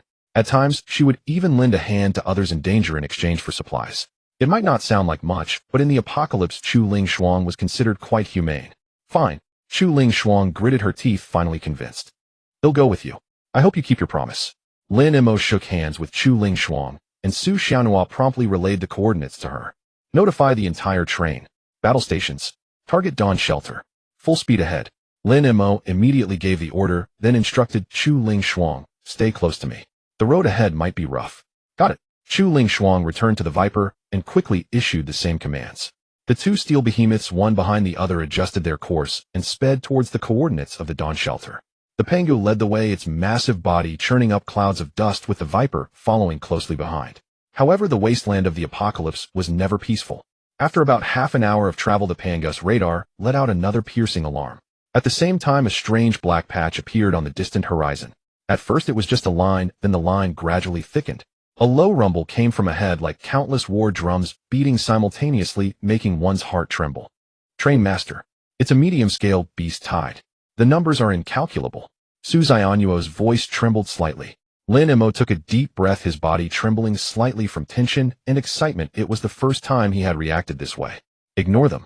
All fire units prepare, maintain maximum speed, and plow right through them. Meanwhile, Chu Lingshuang, through her own detection equipment, also spotted the terrifying beast tide. Her expression instantly turned grim. Boss, maybe we should run. It's a dark, endless sea out. Li Daong's voice coming through the observation port had changed pitch. Run my ass. You spineless bastards. Chu Lingshuang cursed loudly as if to ease her own tension. Don't you see Train Master Lin charging ahead? If any of you were half the man he is, I'd marry him. Chu Lingshuang's voice was drowned out by the roar of the Pangu's train cannons. With two booming roars, two dazzling fireballs erupted within the beast tide, instantly clearing a small area. But for the entire tide, it was merely a drop in the bucket. More mutated creatures surged forward, fearlessly crashing into the Pangu's heavy armored prow with dull, thudding impacts. The guard members stood by the windows blocking any mutated creature that might try to get in. The sounds of battle cries and roars echoed through the carriages, and the passengers huddled in the middle. For the first time felt that these fierce-looking guards were their protectors. The sounds of bones crunching and metal scraping were incessant as countless mutated creatures were ground into pulp beneath the Pangu's wheels. Foul blood and gore splattered, painting the front of the train a gruesome mess. The train cannons on the carriages fired wildly, consuming iron and copper ingots at a terrifying rate. Like a steel ship cleaving through monstrous waves, the Pangu plowed a bloody path through the beast tide. That Lin Mo is truly insane. Chu Ling Shuang watched the Pangu's reckless charge ahead, utterly stunned. She had no doubt that if the Viper had charged in, it wouldn't have lasted a single encounter. Turn. We'll go around from the flank. Everyone prepare for close combat. If any mutant beast boards, strike them down immediately. Chu Ling Shuang made a swift decision and gave the order. In the Pangu's command room, Su Xianhua saw the Viper veer away from the beast tide and screamed in anger. Train master, the Viper has fled. Lin Mo's eyes flickered and he gritted his teeth. Forget her. We continue forward. Relying on its superior performance, the Pangu was the first to break through the beast tide's blockade. When the battered outline of the Dawn shelter came into view, even Lin Mo couldn't help but draw a sharp breath. The once sturdy alloy walls were now collapsed in many places. Flames raged both inside and outside the walls, with faint glimpses of humans and mutated beasts locked in brutal combat. Desperate cries, furious roars, and the screeches of mutated beasts intermingled, painting a scene straight out of a hellish apocalypse. The shelter was on the verge of collapse, like a flickering candle in the wind, threatening to go out at any moment. Su Xianhua, activate the train's loudspeaker. Maximum volume. Su Xianhua obeyed immediately, and a powerful voice boomed across the battlefield through the loudspeaker. Survivors of the Dawn shelter. Su Xianhua obeyed immediately, and a powerful voice boomed across the battlefield through the loudspeaker. Survivors of the Dawn shelter. The remaining defenders within the shelter felt a surge of spirit at the words. The Pangu began to circle the shelter, constantly moving around its perimeter. Just then, a section of the shelter's wall was suddenly blown open. A group of people were escorting several vehicles loaded with supplies, attempting to flee in the chaos. No way. Train cannons, aim at those fleeing scum. Fire. Boom. A shell landed precisely on the bandits' escape route. The explosion tear. No way. Train cannons, aim at those fleeing scum. Fire. Boom. A shell landed precisely on the bandits' escape route. The explosion tearing over a dozen of them to shreds. Damn it. Reinforcements are here. Take them out. One of the leaders roared, and his men immediately brought out the weapons they had looted from the shelter, opening fire on the Pangu. Boom. A rocket-propelled grenade struck the Pangu's second carriage, denting the armored hull. At the same time, screams came from inside the carriage. Several guard members near the windows clutched their wounds in agony. One of them even had his leg blown off. All workers, follow me for repairs. Ma Xiangyang shouted, grabbing a welding torch from the equipment compartment at the junction. His rapid repair ability activated, and the other workers frantically moved supplies to plug the gaping hole. Boom, boom, boom. Several more explosions rang out. Apart from the locomotive, all the Pangu's carriages had sustained varying degrees of damage. Although the train cannons kept firing at the bandits, their firepower exceeded Lin Mo's expectations. Outside the shelter, the remaining mutated beasts continued to assault the defensive line. Inside, the bandits, like cornered animals, launched a ferocious attack on the Pangu. Despite its strength, the Pangu was beginning to struggle under the two-pronged assault. The two train cannons, though powerful, had a limited rate of fire. The cunning bandits used the buildings for cover, pouring relentless fire onto the Pangu. Train master, the bandits' fire is too intense. We can't cover all directions. Zhao Yi reported anxiously. Lin Mo's face darkened. He knew that if this continued while the Pangu wouldn't be breached, it would suffer unnecessary losses. A flicker of reluctance passed through Lin Mo's eyes. Let's preserve the Pangu first. If we have to, well, retreat. The Pangu started moving again, preparing to clear the bandits' escape route. Just then, a thunderous roar came from the shelter's entrance. Lin Mo, I'm here. Leave these. Chu Ling Shuang's voice, wild and unrestrained, came through the loudspeaker. The sudden appearance of the Viper threw the bandits into complete disarray. Seizing the opportunity, Chu Ling Shuang didn't hesitate. She drove directly into the densest concentration of bandits, sending the unprepared thugs flying. Everyone dismount. Chop these bastards to pieces. At Chu Ling Shuang's command, the Viper's side doors flew open. Fully armed Viper members, all agile and fierce, pounced on the bandits. Blades flashed and blood sprayed. In the chaos, firearms became far less effective. The Viper's crew were hardened killers who thrived on the edge of a blade. Their close combat skills far surpassed those of the bandits. With a single charge, they shattered the bandits' formation. Seeing this, a sharp glint flashed in Lin Mo's eyes. The arrival of the Viper was like timely rain, completely alleviating his concerns. Good. If the Viper can join the fight, the Pangu must also do its part. Full firepower from the train cannons. Drive back the beast tide. Two colossal steel beasts like a pair of razor-sharp blades plunged fiercely from left and right into the battlefield where bandits and aberrant creatures were locked in mortal combat. The train cannon of the Pangu roared ceaselessly, each shot landing with precision at the densest clusters of the aberrant tide. Meanwhile, the crew of the Viper fought with valor, using the terrain as cover to encircle and divide the bandits, unleashing a massacre. Slay these scoundrels. Chu Lingshuang's roar echoed across the battlefield, as if she had forgotten her own former trade. Under the combined assault of the two apocalyptic trains and the remnants of the Dawn Shelter's defenders, the bandits quickly crumbled. Their resistance grew feebler until they were utterly annihilated. Not a single one escaped. Inside, the Dawn Shelter survivors cautiously peered out. When they saw the ground littered with aberrant corpses and the bound bandits, a deathly silence fell first, then erupted into thunderous cheers. We survived. It's the Pangu and the Viper. They saved us. Saviors. You too are our saviors. Countless survivors, tears streaming down their faces, rushed out of the shelter and knelt in droves toward the Pangu and the Viper. They expressed their gratitude in the most primal way. A faint smile graced Lin Mo's lips, while Chu Lingshuang beside him felt as if bathed in a spring breeze. They expressed their gratitude in the most primal way. A faint smile graced Lin Mo's lips, while Chu Lingshuang beside him felt as if bathed in. Just uttering her name by Crescent Moon Lake could silence bawling brutes at night. The crews of the Pangu and the Viper escorted the captives slowly toward the Dawn Shelter. A middle-aged man in tattered military attire with graying hair, but a spirited demeanor, strode swiftly forward. Commander Lin. Commander Chu, I am Zhang Jinghua, commander of the Dawn Shelter. Just uttering her name by Crescent Moon Lake could silence bawling brutes at night. The crews of the Pangu and the Viper escorted the Commander Zhang, you're too kind. It was merely a small effort, Lin Mo replied with a smile. Chu Lingshuang also nodded, though her expression was slightly strained. Commander Lin, your righteousness is lofty. Commander Chu, your chivalry is noble, Zhang Jinghua said with fervor. If you two hadn't arrived in time, our Dawn Shelter would have been. He sighed, then shifted his tone and pointed angrily at the captured bandits, cursing furiously. These beasts not only plundered our supplies, but also blew open our defensive walls, killing over 1,000 of our kin.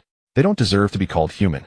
Standing nearby, Chu Lingshuang heard these words, and a flush of unnatural crimson spread across her stunning face, her gaze drifting. Once upon a time, her Viper had also engaged in robbery, yet she had her limits. Never allying with aberrants, never slaughtering to the last. But even so, being berated like this by Zhang Jinghua made her cheeks burn. Deep within, something seemed to... Lin Mo noticed her subtle movements, a playful curve forming at the corner of his mouth, but he said nothing. Commander Zhang, you flatter me. As commanders of apocalyptic trains, we exist to save humanity. Commander Lin, you truly are. Even a hardened man like Zhang Jinghua couldn't hold back tears at these words.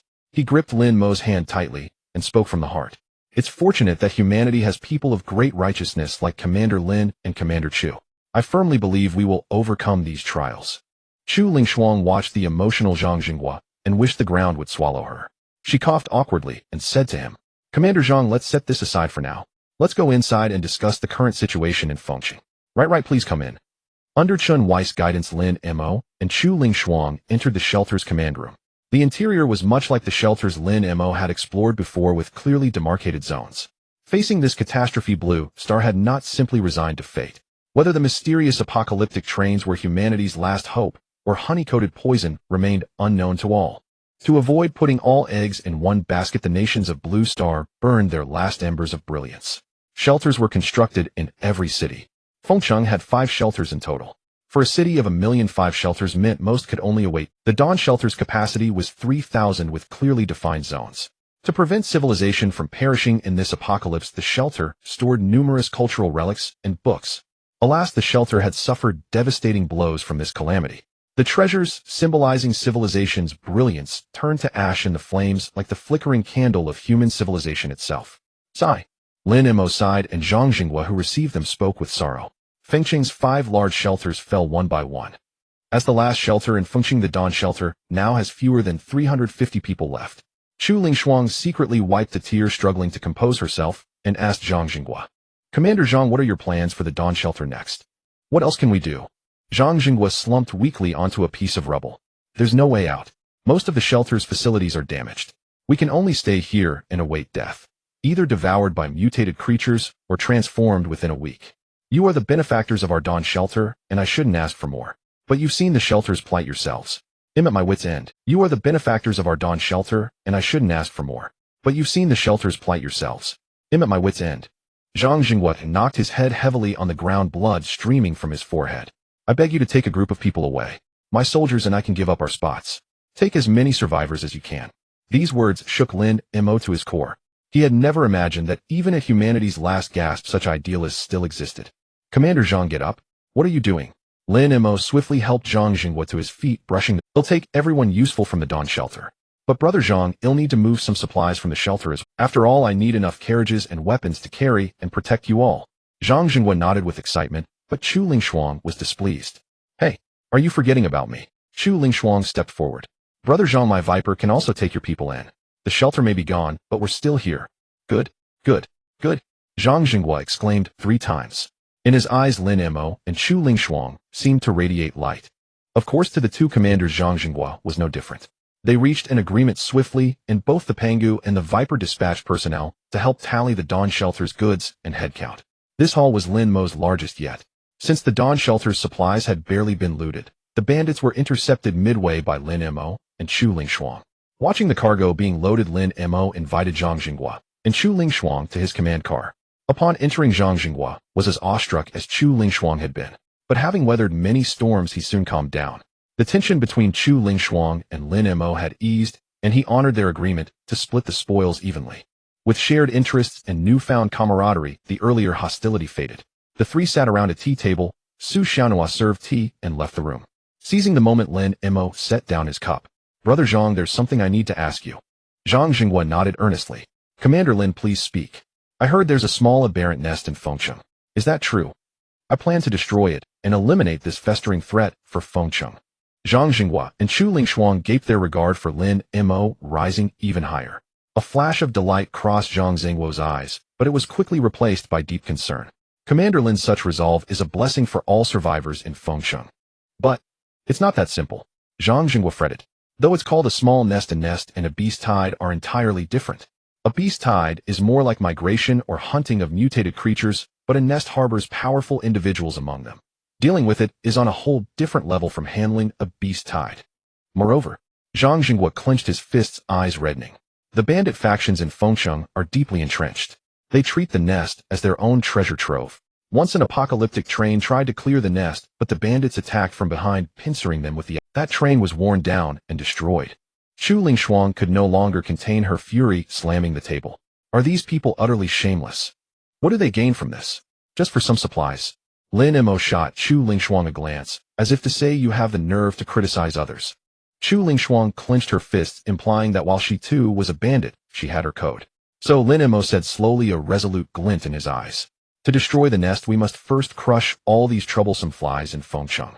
Zhang Jinghua and Chu Lingshuang's eyes widened, expecting him to back down, but he remained unshaken. I need more power and more hands. Lin Mo looked at Chu Lingshuang eager. Commander Chu, how about we join forces? Same as before, split everything 50-50. Those bandits have plundered plenty of good stuff. Chu Lingshuang's lips twitched. But Lin Mo, seeing her reaction, said scornfully, fine, I'll go alone. But to clear out those bandits, you'll need more hands and supplies, so you'll have to give back everything from the Dawn shelter. But Lin Mo, seeing her reaction, said scornfully, fine, I'll go alone. But to clear out those bandits, you'll need more hands and supplies, so you'll have to give back everything from the Dawn shelter. Like hell I will. Chu Lingshuang abruptly rose from her seat, her chest heaving violently. Her once mesmerizing eyes were wide with fury, as if a taboo had been touched. Zhang Jinghua, caught in the middle, was sweating profusely as he quickly raised a hand to soothe her. Chief Chu, please don't be angry. I understand your concerns. The issue of sealing the city is indeed quite tricky. Lin Mo grabbed Zhang Zingguo's wrist firmly. Brother Zhang, there are things you don't understand. Please excuse us for a moment. Zhang Jinghua sighed and had no choice but to leave the command cabin of the Pangu. Lin Mo, however, looked calmly at Chu Lingshuang, pressing his palms together as he spoke slowly. Chief Chu, with Zhang Jinghua here earlier, there were some things I couldn't say. Lin Mo, however, looked calmly at Chu Lingshuang, pressing his palms together as he spoke slowly. Chief Chu, with Zhang Jinghua here earlier. So do you think that if I told Zhang Jinghua about your identity, he would let you take over the shelter's people and supplies? Lin Mo stood up and personally poured a cup of tea for Chu Lingshuang. Chief Chu, you're a smart person. Think about it. If we wipe out this band of raiders, what will you gain? You'll get all the supplies they've plundered from the entire sealed city, far more than Dawn Shelter's meager stock. Lin Mo paused, a meaningful smile curling at the corner of his mouth. You'll become a hero of the sealed city and its surrounding areas. Isn't that better than being a reviled bandit chieftain? As Lin Mo finished speaking, the grateful and admiring gazes of the survivors once again surfaced in Chu Lingshuang's mind. Compared to that feeling, the thrill she had once derived from looting felt hollow and insipid. Chu Lingshuang fell silent, but Lin Mo smiled. For a bandit, the best ending was to be granted amnesty and enlisted. Chu Lingshuang knew that this life of plunder would eventually come to a crashing halt. It was just like when the wild wolf had tried to rob the Pangu. Chu Lingshuang was indeed swayed by Lin Mo's words based on her judgment of him. Lin Mo would stop at nothing against his enemies, but he was quite candid with his friends. She had seen this ever since Lin Mo resolutely drove the Pangu to clear a path for the Viper. And I'm not asking you to walk into a death trap. Lin Mo's voice was laced with persuasion. Leave the bandits to you to handle. They'll take the Pangu to deal with the most troublesome mutated creature nest. After it's done, the bandits' supplies go to you, and the spoils from the nest go to me. From then on, the sealed city will know neither banditry nor beast plagues. You, Chu Lingshuang, will be one of the founders of a new order in this ruined city. Lin Mo smiled and extended his hand. So what do you say? Is this deal worth making? Chu Lingshuang drew a sharp breath, her body trembling slightly as she looked at Lin Mo. So this was your plan all along? What? Does it not work? Lin Mo chuckled, unfolding a grand blueprint before her eyes. Damn it, who couldn't spin a grand vision? Faced with immense benefits and power, Chu Lingshuang was eventually swayed. She looked at Lin Mo's outstretched hand, took a deep breath, and the hesitation in her eyes turned into resolve. Faced with immense benefits and power, Chu Lingshuang was eventually swayed. She looked at Lin Mo's outstretched hand, took a deep breath, and the hesitation. No problem. Lin Mo agreed readily. We're all one family now. What's yours is mine, right? Wah. What do you mean one family? Nothing, never mind. Lin Mo shrugged, but his mind was already made up. Only children make choices. I want it all. The supplies, the sealed city, the Viper, and Chu Lingshuang herself. Zhang Jingguo was invited back, and the three parties reached an agreement. The Pangu and the Viper confirmed their alliance, and both sides began operating with unprecedented efficiency. Under the guidance of the Pangus crew, the survivors began boarding the train in an orderly fashion. Lin Mo deliberately asked Chu Lingshuang for more people, pushing the total number of passengers past the 500 mark. The moment the last person completed their identity registration, the system notification rang in Lin Mo's mind, as expected. Ding. Detected crew count exceeding 500, unlocking one important crew slot. The next important crew slot will be unlocked when the host recruits 1000 survivors. Though the mission was not yet complete, Lin Mo was already using the recruitment of crew members to give the train a final boost before the task. Lin Mo carefully selected the slot to activate, ultimately choosing the position that the Pangu needed most at the moment. Production Supervisor. The Pangu's food stockpile was running dangerously low. If this continued, the crew would go hungry. With a production supervisor, the Pangu's logistics would be secured and production efficiency would improve. As for the candidate he'll pick from the Dawn Shelter, they should have someone suitable. Lin Mo immediately found Zhang Jingguo, who recommended Zhang Mingyuan. Zhang Mingyuan had been the technical supervisor of the food processing plant in the shelter with a deep understanding of machinery and production processes. Upon receiving the information, Lin Mo promptly met with Zhang Mingyuan. When he learned that he was to be entrusted with such an important role, Zhang Mingyuan was so moved, he almost cried. All right. Wipe your tears. I've built a food production carriage just for you. Come and take a look with me. Lin Mo led Zhang Mingyuan into the newly constructed food production carriage. The sight before him made Zhang Mingyuan's eyes widen instantly, his breathing quickening. Inside the carriage, a fully automated production line ran the entire length of the space. At the front of the line was a massive input hopper constantly ingesting the collected flesh and blood of mutated creatures. The raw materials were transported to the rear, where they were rapidly broken down in decomposition tanks. Then, through a centrifugal filtration device, the material transformed into a viscous green gel with thin transparent pipes. Finally, the gel was extruded and cut into standard-sized nutrient bars. The entire process was seamless, requiring only minimal manual operation to complete production. Heavens! Zhang Mingyuan stared at the production line, trembling with excitement. Chief Lin, this production line is far more advanced than the one in our shelter. As long as we have enough mutated beast carcasses, we'll never have to worry about food again. The production line is just a tool. What matters is the person using it. Lin Mo patted Zhang Mingyuan on the shoulder. From now on, you'll be in charge of production on the Pangu. I believe you'll do a great job. Zhang Mingyuan nodded solemnly and assured Lin Mo, rest assured, Chief. As long as I'm alive, the production line will never stop. Ding. Important crew slot activated.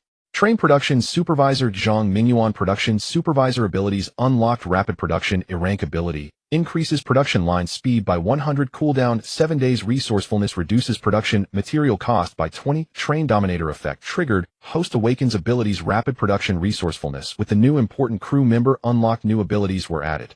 Lin Mo noticed Zhang Mingyuan's peculiar expression explained the situation and then returned to the command cabin to rest. 2 days later, everything in the Dawn shelter had been cleared out.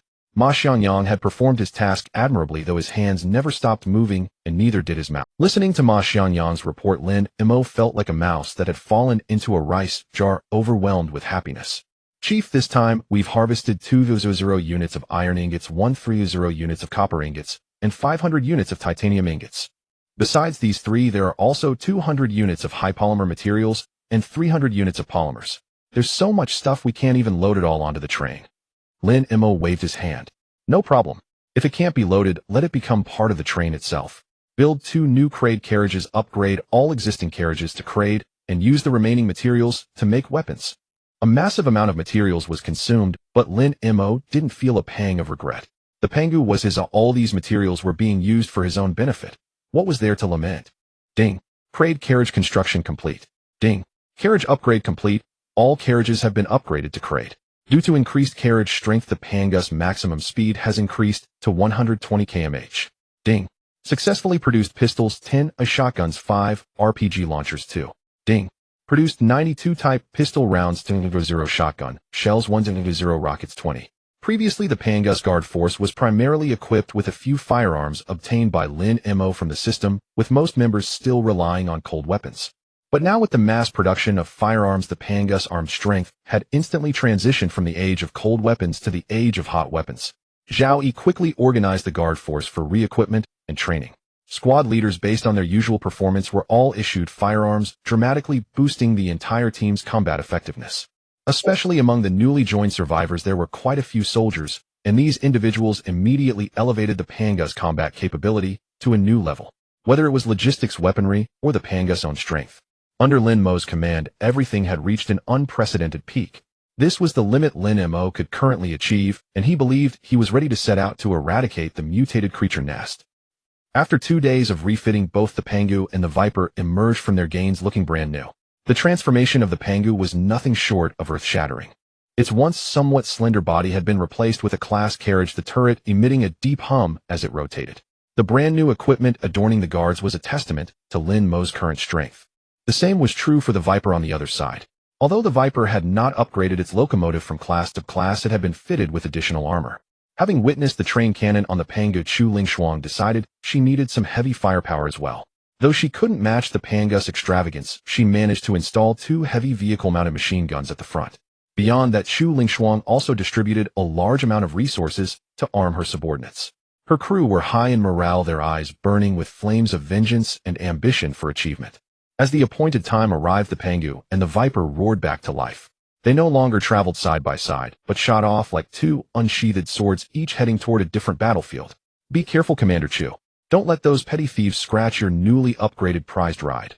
Lin Mo's voice came through the vehicle's loudspeaker to the Viper, calm and confident. Chu Lingshuang, looking at the Pangu through the driver's window, curled her lips into an enigmatic smile. And I hope you don't end up in the mouths of those monsters, Commander Lin. If I have to look for you, it'll only be between their teeth. Don't worry, Commander Chu. If I really can't win, I'll just lead those beasts right to you. Chu Lingshuang. Lin Mo, act like a human being. Her complaint went unanswered as the Pangu had already shot off like an arrow from a bow, racing toward its coordinate destination. Watching the Pangu disappear into the distance, Chu Lingshuang gripped the steering wheel, feeling its cold touch. Come back alive, Lin Mo.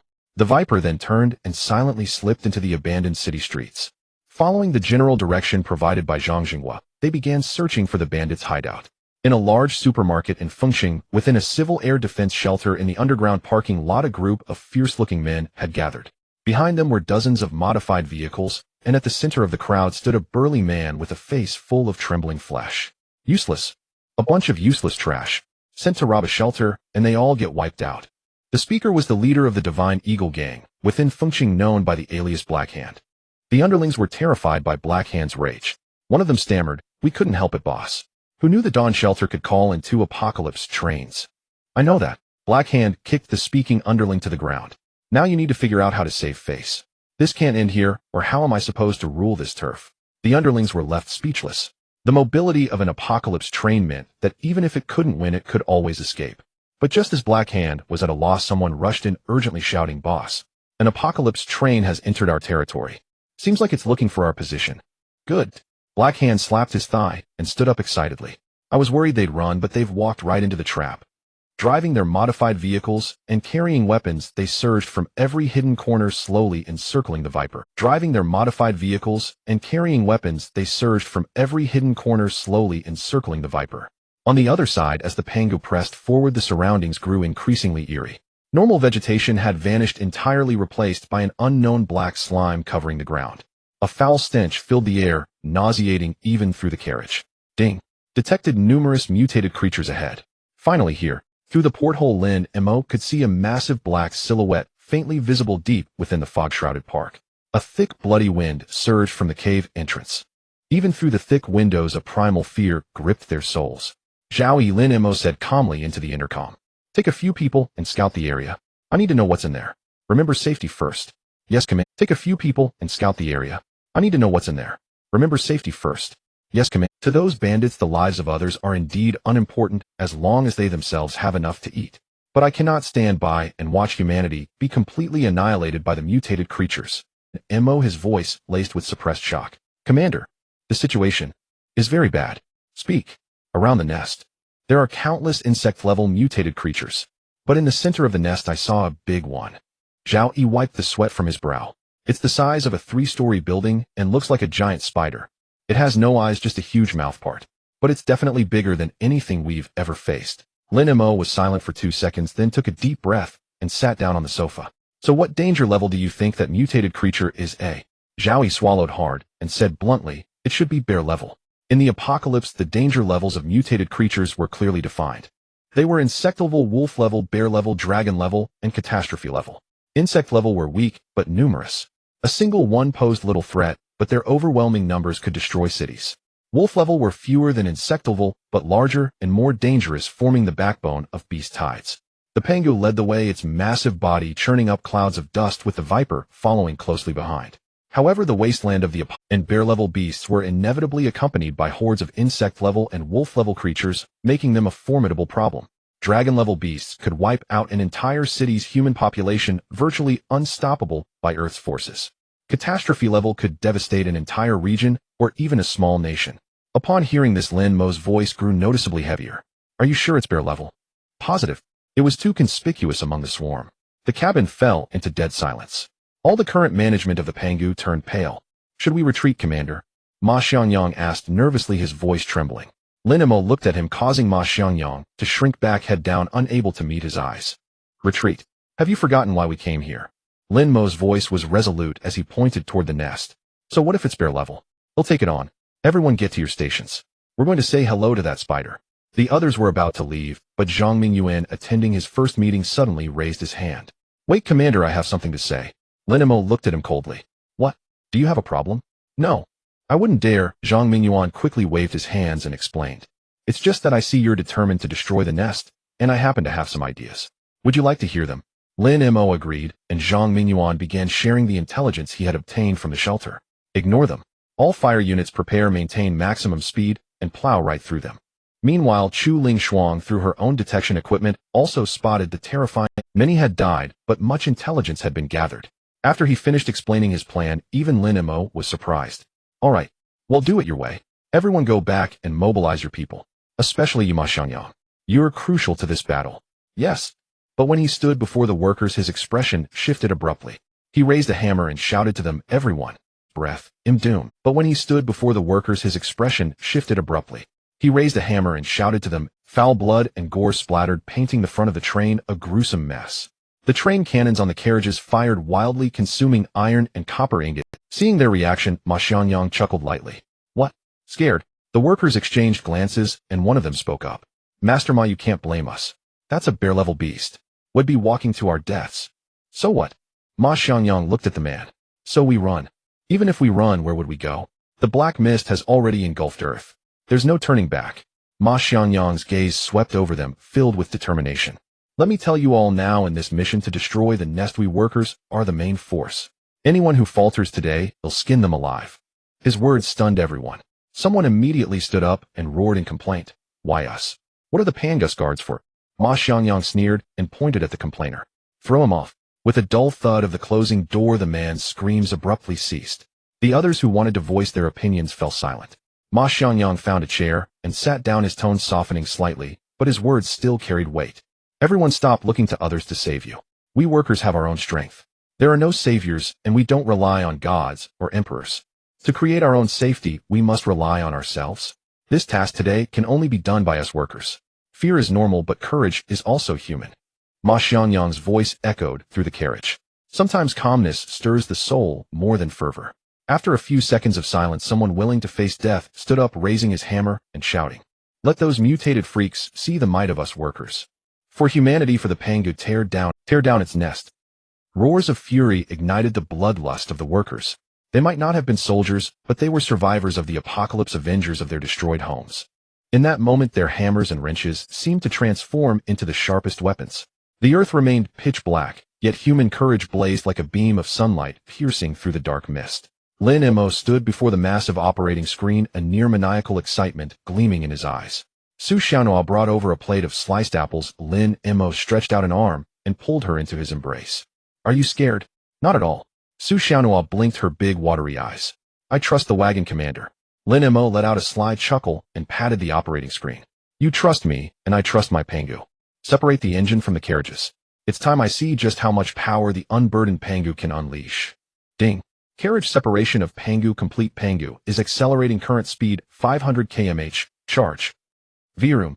With a furious roar from Lin Mo, the SS-grade engine of Pangu bellowed as it surged towards the beast's lair. 500 km/h. That was not Pangu's limit, but the maximum acceleration the terrain could provide. The people in the carriages stared in stunned amazement at Pangu, and Ma Xiangyang could not help but let out a soulful jab. This ain't driving too fast, it's flying too low. Without any deceleration, Pangu's engine, like a meteor carrying unimaginable kinetic energy, slammed violently into the beast's lair. Countless chunks of flesh and limbs splattered into the air, yet Pangu's speed remained utterly unaffected. I was wondering where the speed bump was. Keep charging. The bear-grade mutated spider at the heart of the lair sensed an intruder entering its domain. It rose up menacingly, its jaws just opening for a roar. Then it felt something hard and pitch black shoved into its maw. Say hello to my insurance. Train. Boom. Flames erupted directly inside the spider's mouth, and its colossal body was... Its obsidian-like carapace was covered in a web of cracks, and its multi-ton body tumbled dozens of meters across the ground, collapsing a section of the lair built from flesh. The giant spider suffered unprecedented devastation, but a horrifying scene unfolded. It spat out several mouthfuls of black blood. Though gravely wounded, it still let out a roar at Pangu. The next second, all the dormant bug-grade and wolf-grade beasts in the lair surged madly towards Pangu from every direction. Still not dead? Legendary explosion-proof, King Ha. A cold sneer curled on Lin Mo's lips. Pangu's engine agilely executed a drift turn. The engine roared again as it led the endless horde of beasts away from the lair. Just as Pangu's engine, acting as bait, drew the attention of the vast majority of beasts, the door of Pangu's carriage, parked in a concealed spot, slowly opened. Ma Xiangyang was the first to jump out, a hammer in his left hand and a pickaxe in his right, letting out a hoarse roar. Brothers, our mission is here. For Pangu, for our future charge. Charge. Hundreds of workers armed with all sorts of tools advanced under the protection of the guard squad, led by Zhao Yi and Xin Feng. For Pangu, for our future charge. Charge. Hundreds of workers armed with all sorts of tools advanced under the protection of the guard. For Pangu, for our future charge. Charge. Hundreds of workers armed with all sorts of tools advanced under the protection of the guard squad, led by... A worker failed to dodge in time, his chest instantly pierced by a scythe-like claw. He died before even letting out a scream. Protect the workers. Full firepower. Zhao Yi roared, leading over 20 guards as he charged to the front without hesitation. Using their shotguns and pistols, they formed a dense line of fire, trying to hold back the tide of beasts. Some, even armed only with shields and machetes, stood their ground unflinchingly. Gunfire, explosions, the howls of beasts, and the screams of humans intertwined in an instant, composing a tragic elegy of the apocalypse. Zhao Yi's guards engaged in brutal hand-to-hand combat with the beasts. Ammunition was quickly depleted, and his men fell one after another. Each fall meant a spray of blood and the loss of a life. Hold the line. For Pangu. For humanity. Zhao bellowed, his arm torn open by a mutated wolf's claw, yet he seemed oblivious to the pain. Splattered with the blood and tissue of countless beasts, he fought like an Azura amidst the horde. Qin Feng, take the workers and keep moving. Don't stop. Zhao shouted to Qin Feng behind him while fighting. Captain. Qin Feng's eyes instantly reddened. He knew what staying behind meant. That's an order. Zhao kicked Qin Feng's backside. Stop being a damn pussy. Complete the mission. Avenge the brothers. With that, he no longer looked at Qin Feng, but turned to face the surging tide of beasts, shouting to the men beside him. First squad with me. For Pangu, for the future of humanity, fight to the death. Fight to the death. These 20-odd guards were the permanent squad of Carriage One, the most elite and courageous warriors on Pangu. Without a moment's hesitation, they followed their captain and resolutely marched towards that black tide of death. It was a battle destined to be tragic. They drew their combat knives and entrenching tools, engaging in the most primal and bloody close-quarters combat with the monsters. One guard was tackled by 3 bug-grade beasts. In his final moment before being torn apart, he shouted, "For humanity," and detonated the high-explosive grenade on his belt, taking the enemy down with him. Another guard had his arm bitten off by a wolf-grade beast, but used his remaining left hand to cling tightly to the monster's head. He frenziedly bit at the beast's eyes with his teeth until another monster cut him in half. Zhao was drenched in blood. His alloy combat blade was chipped, and his body was covered in wounds so deep they revealed the bone. Like a god of slaughter, he wielded dual pistols, taking headshots at the beasts approaching the line. He watched helplessly as his comrades, who had fought alongside him day after day, fell one by one into pools of blood. In the end, he alone remained standing on the entire battlefield. Surrounded by dozens of monsters, he showed no fear. He simply looked back, once confirming that Qin Feng and the workers had safely entered the lair. A relieved smile tugged at the corner of his mouth. Come on, you bastards. He kept pulling the trigger, and even between reloads he slowly raised his... Deep within the lair, Qin Feng and the surviving workers finally reached their destination. It was like the heart of the lair. The fleshy walls around them pulsed rhythmically. And at the very center of this heart were crystals, each the size of a human head, glowing with an eerie red light. They were embedded in a flesh organ that resembled a mother nest. This was the crucial item from Zhang Minjuan's intelligence: blood crystals. The beasts nurtured the blood crystals with flesh and blood, while the crystals in turn provided them with immense energy. It was an evil symbiotic relationship. This is it. Quick, mine them. Don't leave a single one. Ma Xiangyang pointed at the blood crystals and roared with a hoarse voice. Time was pressing. Brothers could be dying outside every second. The workers erupted with astonishment. They swung their pickaxes and chainsaws, frantically cutting into the bloody mother nest, prying the blood crystals loose one by one. As each blood crystal was dug out, the entire lair let out a pained groan. Meanwhile, in the distance, the beast horde entangled with Lin Mo underwent a strange transformation. Having lost their blood crystals, the wolf-grade and bug-grade mutated beasts instinctively sensed the depletion of their power source. These beasts, as if losing the guidance of the lair's core, instantly fell into chaos and panic. They howled madly, no longer chasing Pangu. Like headless flies, they scattered and fled instinctively, migrating far away to find a new source of power to nourish their lives once more. Only the bear-grade giant spider, whose connection to the blood crystals was the strongest, let out a wail filled with despair and unwillingness the moment the lair's core was hollowed out. Its home had been stolen. The bear-grade spider suddenly understood. It gave up its struggle with Lin Mo and frantically turned around, dragging its severely injured body, desperate to return to the lair. Thinking of going back now. Too late. Lin Mo snorted coldly. There was no way he would let it succeed. Pangu's engine, like a black lightning bolt, firmly blocked its path. The giant spider went completely berserk, unleashing all its attacks upon Pangu's engine. Highly corrosive acid claws that could pierce steel plates. However, the defense of the SS-grade engine far exceeded its imagination. The attacks left nothing but white scratches on the armor and sizzling smoke, utterly failing to breach its defenses. Blind spot, sorry, didn't see you. With a furious roar from Lin Mo, the wolf-grade spider was sent flying, and Pangu quickly sped towards the beast's lair. Ma Xiangyang and the others, who had just finished mining the blood crystals, were about to evacuate when they saw Pangu returning. Their hearts sank, and they thought, oh no. But Lin Mo's urgent voice came through the onboard speakers. Quick, load some blood crystals and energy, or up here. I want to see if this stuff works. The workers hastily moved the materials to the industrial zone, and the grayed-out energy shell option on the crafting table finally lit up. New material detected: blood crystal 50. Synthesize 1 energy shell for me. Estimated consumption: blood crystal 58 energy, or 100. Successfully synthesized energy shell 1. The instant the system prompt sounded, a special shell, blood red and covered in flowing energy patterns, was precisely loaded into the train cannon's barrel by a mechanical arm. Take this beast. Lin Mo's pupils reflected the bear-grade spider charging madly toward him. He calmly locked onto its mouthparts. Without a moment's hesitation, he pressed the launch button. A sharp roar more piercing than any previous explosion echoed throughout the beast lair. There was no blazing fire or billowing smoke. Only a devastating beam of energy shot straight toward the bear-grade spider. Struck heated by the energy projectile, the bear-grade spider's body began to dissolve like ice thrown into a furnace. Its flesh and blood were vaporized, leaving not a trace behind. Within mere seconds, the bear-grade spider that once filled the Pangu's crew with despair vanished completely from this world. All that remained was half of a smoldering carcass and the thick stench of burning flesh lingering in the air. A single strike, instant kill. Is this the power of an energy shell? Lin Mo's voice trembled slightly. The only response was the hum of the engine cooling in the commander's cabin. Su Xiaonhua covered her mouth, staring in shock at the colossal creature that had vanished in an instant, unable to speak for a long time. Lin Mo slowly exhaled a breath of turbid air, his tense nerves finally relaxing. The lair had been successfully destroyed, and the wolf-grade spider was eliminated. Next came the season of harvest. Time to eat well, feast wildly, and devour joyfully. Lin Mo jumped out of the cockpit and shouted to the surrounding Pangu crew. Ma Xiangyang, Zhang Mingyuan, immediately organize your people to conduct a carpet mining operation throughout the lair. Not a single blood crystal energy or any valuable special mineral can be left behind. Although it was an order to get people to work, when the Pangu crew heard Lin Mo's words, they erupted in cheers of survival.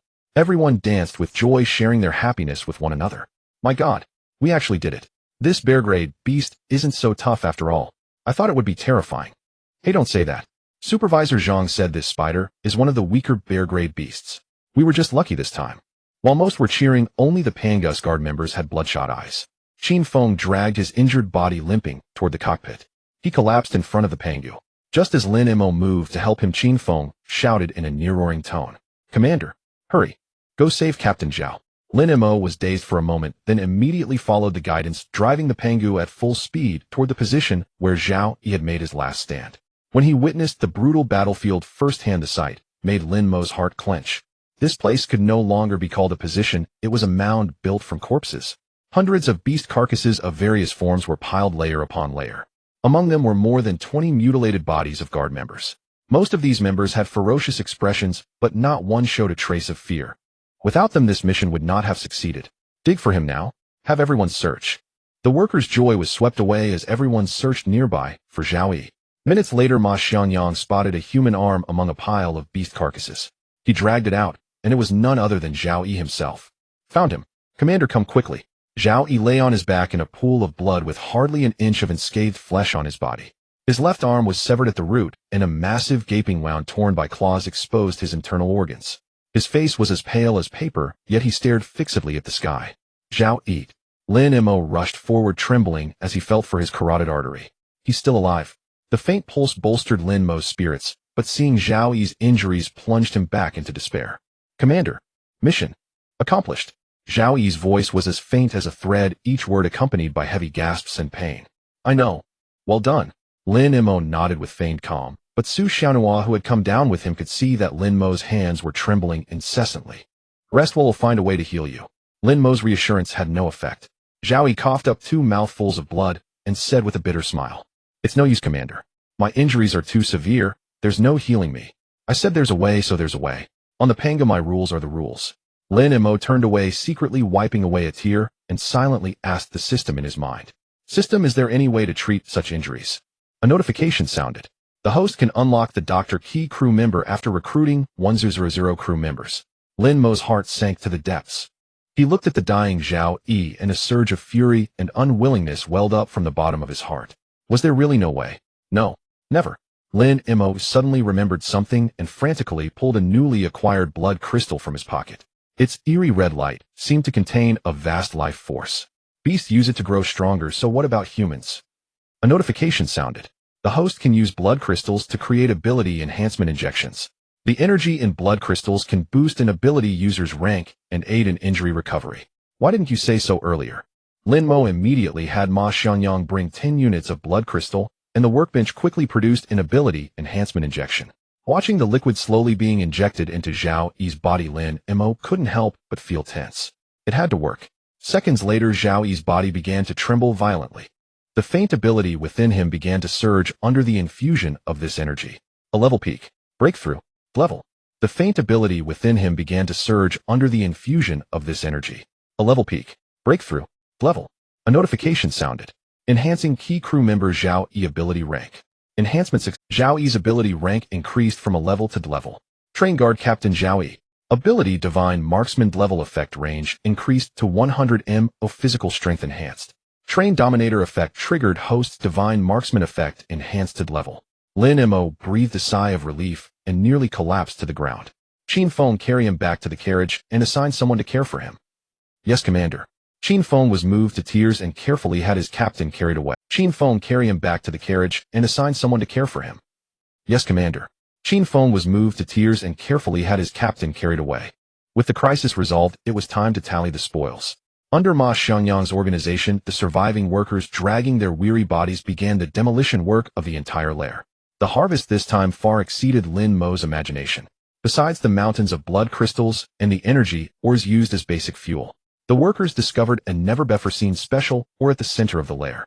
This ore was pitch black warm to the touch and seemed to contain a certain energy within. Does this thing have any nuclear radiation?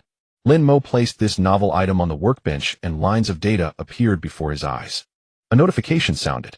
Rare or Titan ore discovered can be smelted into Titan alloy. Titan alloy possesses excellent ductility and energy conductivity, can be used to manufacture high-tech equipment, such as energy weapons, exoskeleton armor, and energy shields. Good stuff. Lin Mo carefully stored this treasure. This bear-grade beast lair yielded only 15 units of Titan ore, and its purity wasn't high. In the end, only 5 units of Titan alloy could be smelted, a true rarity. Meanwhile, the lair's surprises for Lin Mo didn't stop there. Near the lair, Zhang Mingyuan found the wreckage of a destroyed apocalyptic train. Adhering to the principle of waste utilization, Lin Mo unhesitatingly recycled the wreckage, obtaining a large amount of materials. After 2 full days, all resources. Adhering to the principle of waste utilization, Lin Mo unhesitatingly recycled the wreckage, obtaining a large amount of materials. After 2 full days, all resources in the nearby area had been collected. This time the basic materials were not abundant, only 120 units of iron ingots, 800 units of copper ingots, and 400 units of titanium ingots. These mostly came from the wrecked train, but other items were plentiful. First, the massive number of mutated creature carcasses in the lair were transformed into countless nutrient paste, meeting the Pangu's food needs for 2 months. 200 units of blood crystals were also collected, along with 300 units of energy, or directly, not to mention the rare Titan alloy. The supplies inside the Pangu were bursting at the seams. Even the industrial area couldn't hold everything, forcing them to stack items at the connections between carriages. At the same time, after all materials were collected, a beautiful sound echoed in Lin Mo's mind. A notification sounded. Congratulations, host, for completing the task of destroying a small beast lair. System rewards are being distributed. Iron ingots 1500, copper ingots 1000, titanium ingots 500. Blood crystals 100 containing internal energy can be used to craft weapons, equipment, ability enhancement, injections, etc. Defender all-terrain armored vehicles 3. Hearing the rewards, Lin Mo's breath caught, and he immediately opened the Defender's detailed information. The Defender all-terrain assault armored vehicle is powered by standard unit energy, or its body is made of special alloy steel capable of withstanding most light weapons and attacks from small to medium beasts. It is equipped with a roof-mounted 12.7mm remote-controlled heavy machine gun turret and can carry 8 fully armed soldiers. Good stuff. Lin Mo's eyes gleamed. The Defender filled a gap in the Pangu's current capabilities. With it, the Pangu's operational radius and flexibility would see a qualitative leap.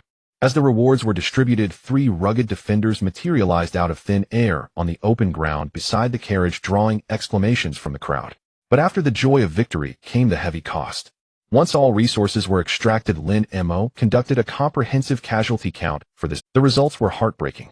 In the lair purge, over 100 of the Pangu's 500-plus crew members were left here forever. Among them were brave guard members and fearless workers. Lin Mo ordered that the names, identities, and deeds of all the fallen be meticulously recorded in the Pangu's Book of Merit. A memorial service was held for them. The Pangu will not forget your sacrifice. Lin Mo offered these final words, and their bodies were sent to the smelting furnace. To avoid such tragic losses again, Lin Mo decided to fully arm the Pangu's guard force. He allocated a large amount of supplies to enhance the guard's combat strength. Now, every Pangu guard member was issued a Type 92 pistol and a shotgun. They wore black standard combat suits emblazoned with the words Pangu along with bulletproof vests and tactical helmets. Just standing there they gave off the aura of an elite force. The smoke from the mutant beast's nest had not yet fully dissipated when the Pangu completed its thorough cleansing and collection. Lin Mo stood at the head of the newly restored Pangu, his gaze fixed on the distance. The danger from the mutated creatures had been eliminated, but the chaos of the city lockdown was far from over. According to the agreement with Chu Lingshuang, they were to rendezvous at the ruins of the Dawn Shelter to discuss the next course of action for the sealed city.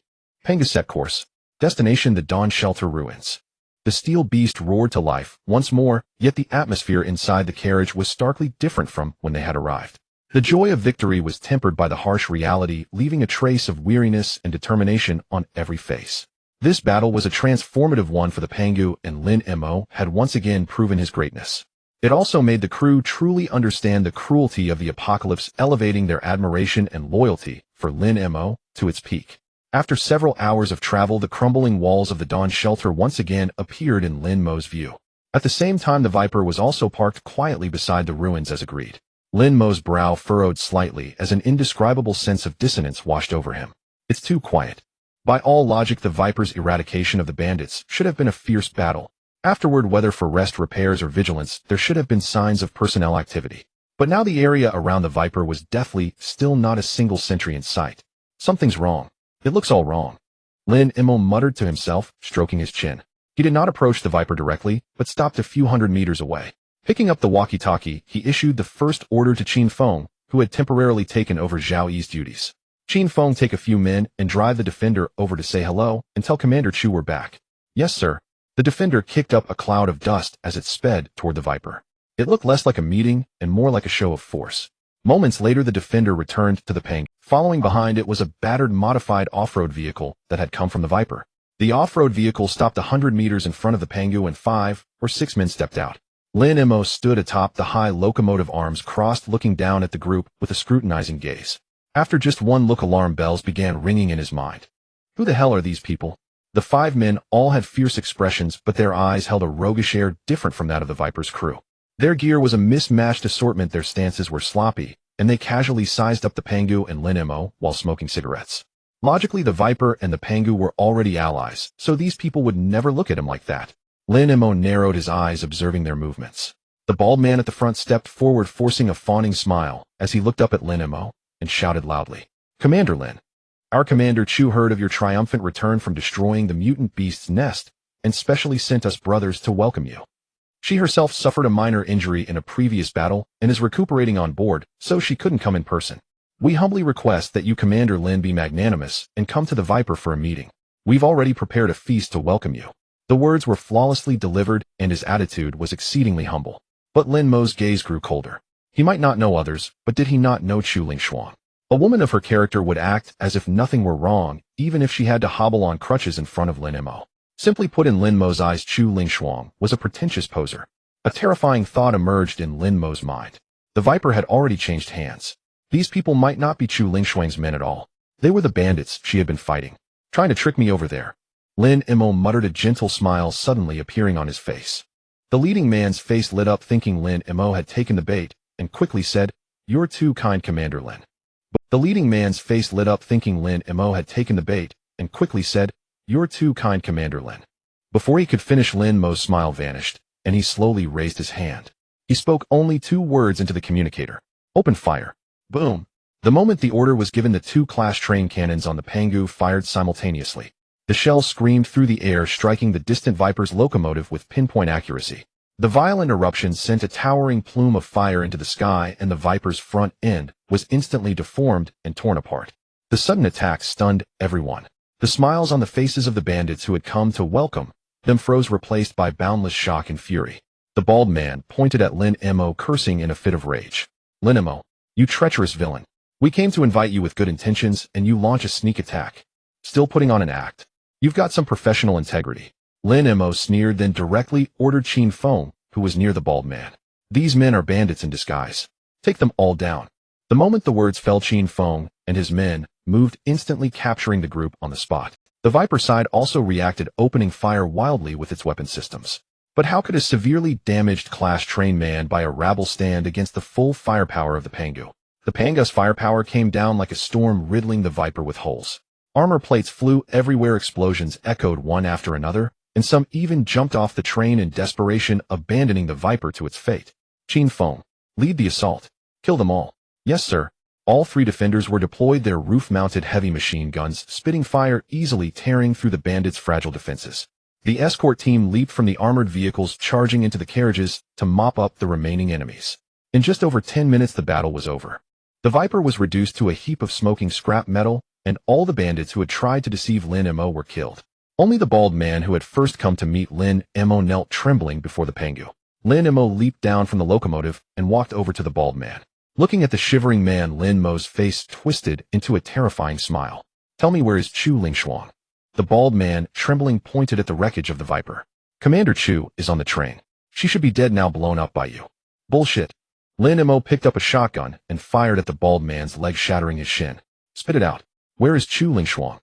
The bald man wailed in agony, but managed to squeeze out a few words. I really don't know. Your mouth is tough. Should I throw you into the crematorium? Even if your body burns away, your mouth will still be there, saying not hot. Right. Lin Mo stepped on the bald man's broken leg, applying a little pressure. It's fine if you don't talk. Let's see how long you can hold out. If you confess today, you're a bandit from the sealed city. If you don't, you're a well-trained bandit from the sealed city. Lin Mo's words broke the bald man completely. What a bastard. Who the hell does that? He'll talk. He'll talk. The bald man could no longer hold on, shouting with tears and snot streaming down his face. Commander Chu. She was taken by our boss. The location is the underground parking lot beneath the Wanda Plaza in the city center of Fengcheng. Having obtained the information he wanted, Lin Mo didn't spare him another glance. He waved his hand at Qin Feng. A gunshot rang out, and the world fell silent. After executing the others, Qin Feng lowered his head and asked Lin Mo, Commander, what do we do now? Rescue her. Lin Mo replied. Chu Lingshuang is our ally now, so we still have to save her. He paused, a sharp glint flashing in his eyes.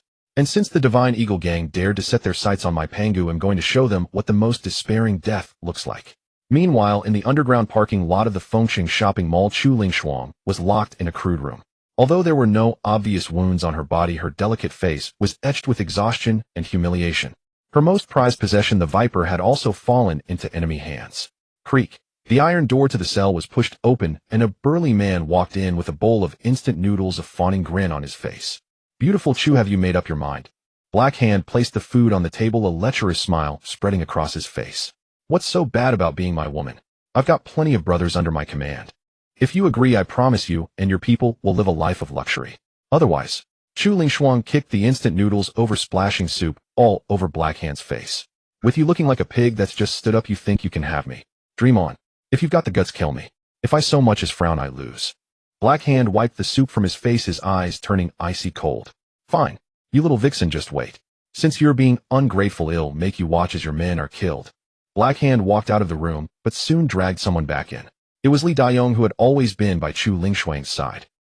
Li Dayong was tightly bound with ropes, a rag stuffed into his mouth, but the moment he saw Chu Lingshuang, a flicker of guilt passed through his eyes. Chu the beauty, this is your most loyal lackey, isn't it?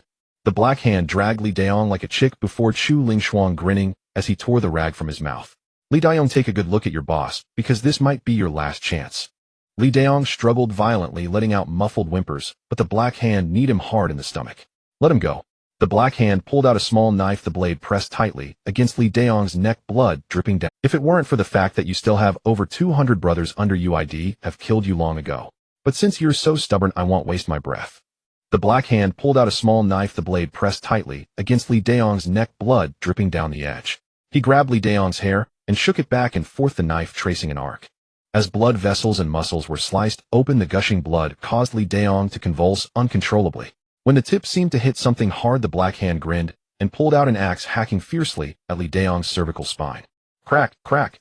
Two bone-shattering sounds echoed, and Li Dayong's eyes rolled back, dying with his eyes wide open in eternal resentment. The Black Hand, seeing Chu Lingshuang already weeping like a fountain, tossed Li Dayong's head directly toward her. You bitch, take a good look. This is the first one. If you still don't agree, you'll kill every single one of your men right in front of you. Chu Lingshuang let out a heart-wrenching scream, overwhelming grief and rage consuming all her reason.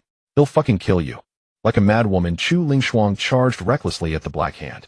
But he stood still, a contemptuous sneer on his face, not even bothering to move. An invisible barrier unfolded before the Black Hand. Chu Lingshuang was sent flying backward, crashing heavily into the distant wall, spitting out a mouthful of blood. Overestimating yourself. If I didn't have some skills, how do you think I made it in the sealed city? The Black Hand paced slowly to Chu Lingshuang, looking down at her, with eyes full of mockery. Overestimating yourself. If I didn't have some skills, how do you think I made it in the sealed city? The Black Hand paced slowly to Chu Lingshuang, looking down at her, with eyes full of mockery. Overestimating yourself. If I didn't have some skills, how do you think I made it in the sealed city? The Black Hand paced slowly to Chu Lingshuang, looking down. Zhang Jinghua. Chu Lingshuang hoarsely called out the name. The dying Zhang Jinghua jerked his head up at the sound, glaring at the Black Hand with fury. You damn Black Hand. Go ahead and kill me. They'll haunt you even as a ghost. You bunch of heartless beasts. Oh, quite a tough mouth. Let's see if boiling water can soften it. The Black Hand picked up a kettle of boiling water and poured it directly onto Zhang Jinghua's face, but the expected scream never came. Despite such excruciating pain, Zhang Jinghua didn't utter a single sound until he passed out, even biting 2 of his back teeth to pieces. How boring.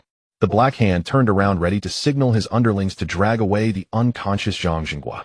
But suddenly a deafening roar erupted from the entrance of the underground parking lot. The entire underground space shook violently, dust and debris raining down from the ceiling. What the hell was that? The Black Hand's face changed. He rushed to the center of the garage just in time to see the blocked gate being violently smashed open. 3 pitch-black defenders like 3 steel beasts charged into the garage amid clouds of dust. The roof-mounted machine guns opened fire simultaneously, their interwoven gunfire echoing endlessly through the empty parking lot. The Divine Eagle gang members inside had no time to react, screams and cries of agony filling the air. Even one of the Black Hand's men standing nearby was blown into a pulp by the machine guns. Where did these people come from? Someone stop them. The Black Hand kept shouting for his men to hold the line, but the defenders rampaged through the parking lot. The fragile defenses were instantly breached, and many were crushed into meat paste. Quick, block them with the cars. Several Divine Eagle bandits jumped into their modified vehicles and charged straight at the defenders. But before they could get close, Qin Feng leaned half his body out of the window, an RPG in hand. The oncoming vehicles were blown to pieces and dozens of figures leaped down from the defenders. Each one armed with guns and clad in black combat suits, poured fire onto the surrounding bandits. Protect the boss. A dozen of the most fearless bandits formed a human wall in front of the Black Hand, firing wildly with submachine guns. The oncoming vehicles were blown to pieces and dozens of figures leaped down from the defenders, each one armed with guns and clad in black. However, as Qin Feng organized his men to break through the line, a bizarre scene unfolded. Whether it was the buckshot from Qin Feng's shotgun or the pistol bullets from other team members. Within 5 meters of the Black Hand, they all hit an invisible wall and bounced off. A team member charged forward with a roar, trying to finish him with a knife. But he was violently flung back by an immense force, crashing into the ceiling and landing with barely a breath left. What kind of ability is this? Qin Feng was both shocked and enraged. With his supernatural power, the Black Hand managed to stabilize the situation. The Divine Eagle bandits who had begun to flee saw their leader standing impervious like a god. Their morale surged again, and they regrouped, turning the battle into a stalemate. Lin Mo, hearing Qin Feng's report through the intercom, grew increasingly grim. He knew this fight couldn't drag on any longer. The Pangu had already suffered heavy losses clearing out the beast lair. If they lost more men today because of a mere Black Hand, the time and resources needed to recover would be incalculable. A swift resolution was imperative. Qin Feng, pull everyone back, create distance, and suppress them with firepower. Don't make pointless charges. Lin Mo commanded calmly. Commander, this guy's ability is too weird. Bullets can't penetrate. He drew 2 Type 92 pistols from his holster, reaping lives like the Grim Reaper. With the blessing of the marksman's skill, every raise of his hand meant the end of a life. Where are you going? To kill. Lin Mo stepped into the battlefield where gunfire was incessant and countless bodies lay strewn across the ground. He drew 2 Type 92 pistols from his holster, reaping lives like the Grim Reaper. With the blessing of the marksman's skill, every raise of his hand meant the end of a life. Countless bandits exposed outside cover met their doom, and his presence drew the Black Hand's attention. Go deal with that guy. The Black Hand patted his underling beside him. The bewildered man pointed at himself and said, Yes, you. Get moving. The underling steeled himself and crept toward Lin Mo. When the distance was just over 10 meters, he suddenly sprang out from cover. Die.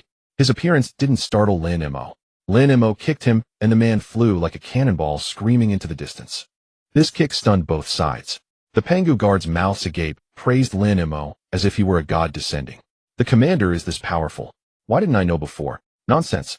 What status does the commander have? Does he need to do things himself? It's all our fault for being too weak, making the commander come to support us. Brothers pushed them back.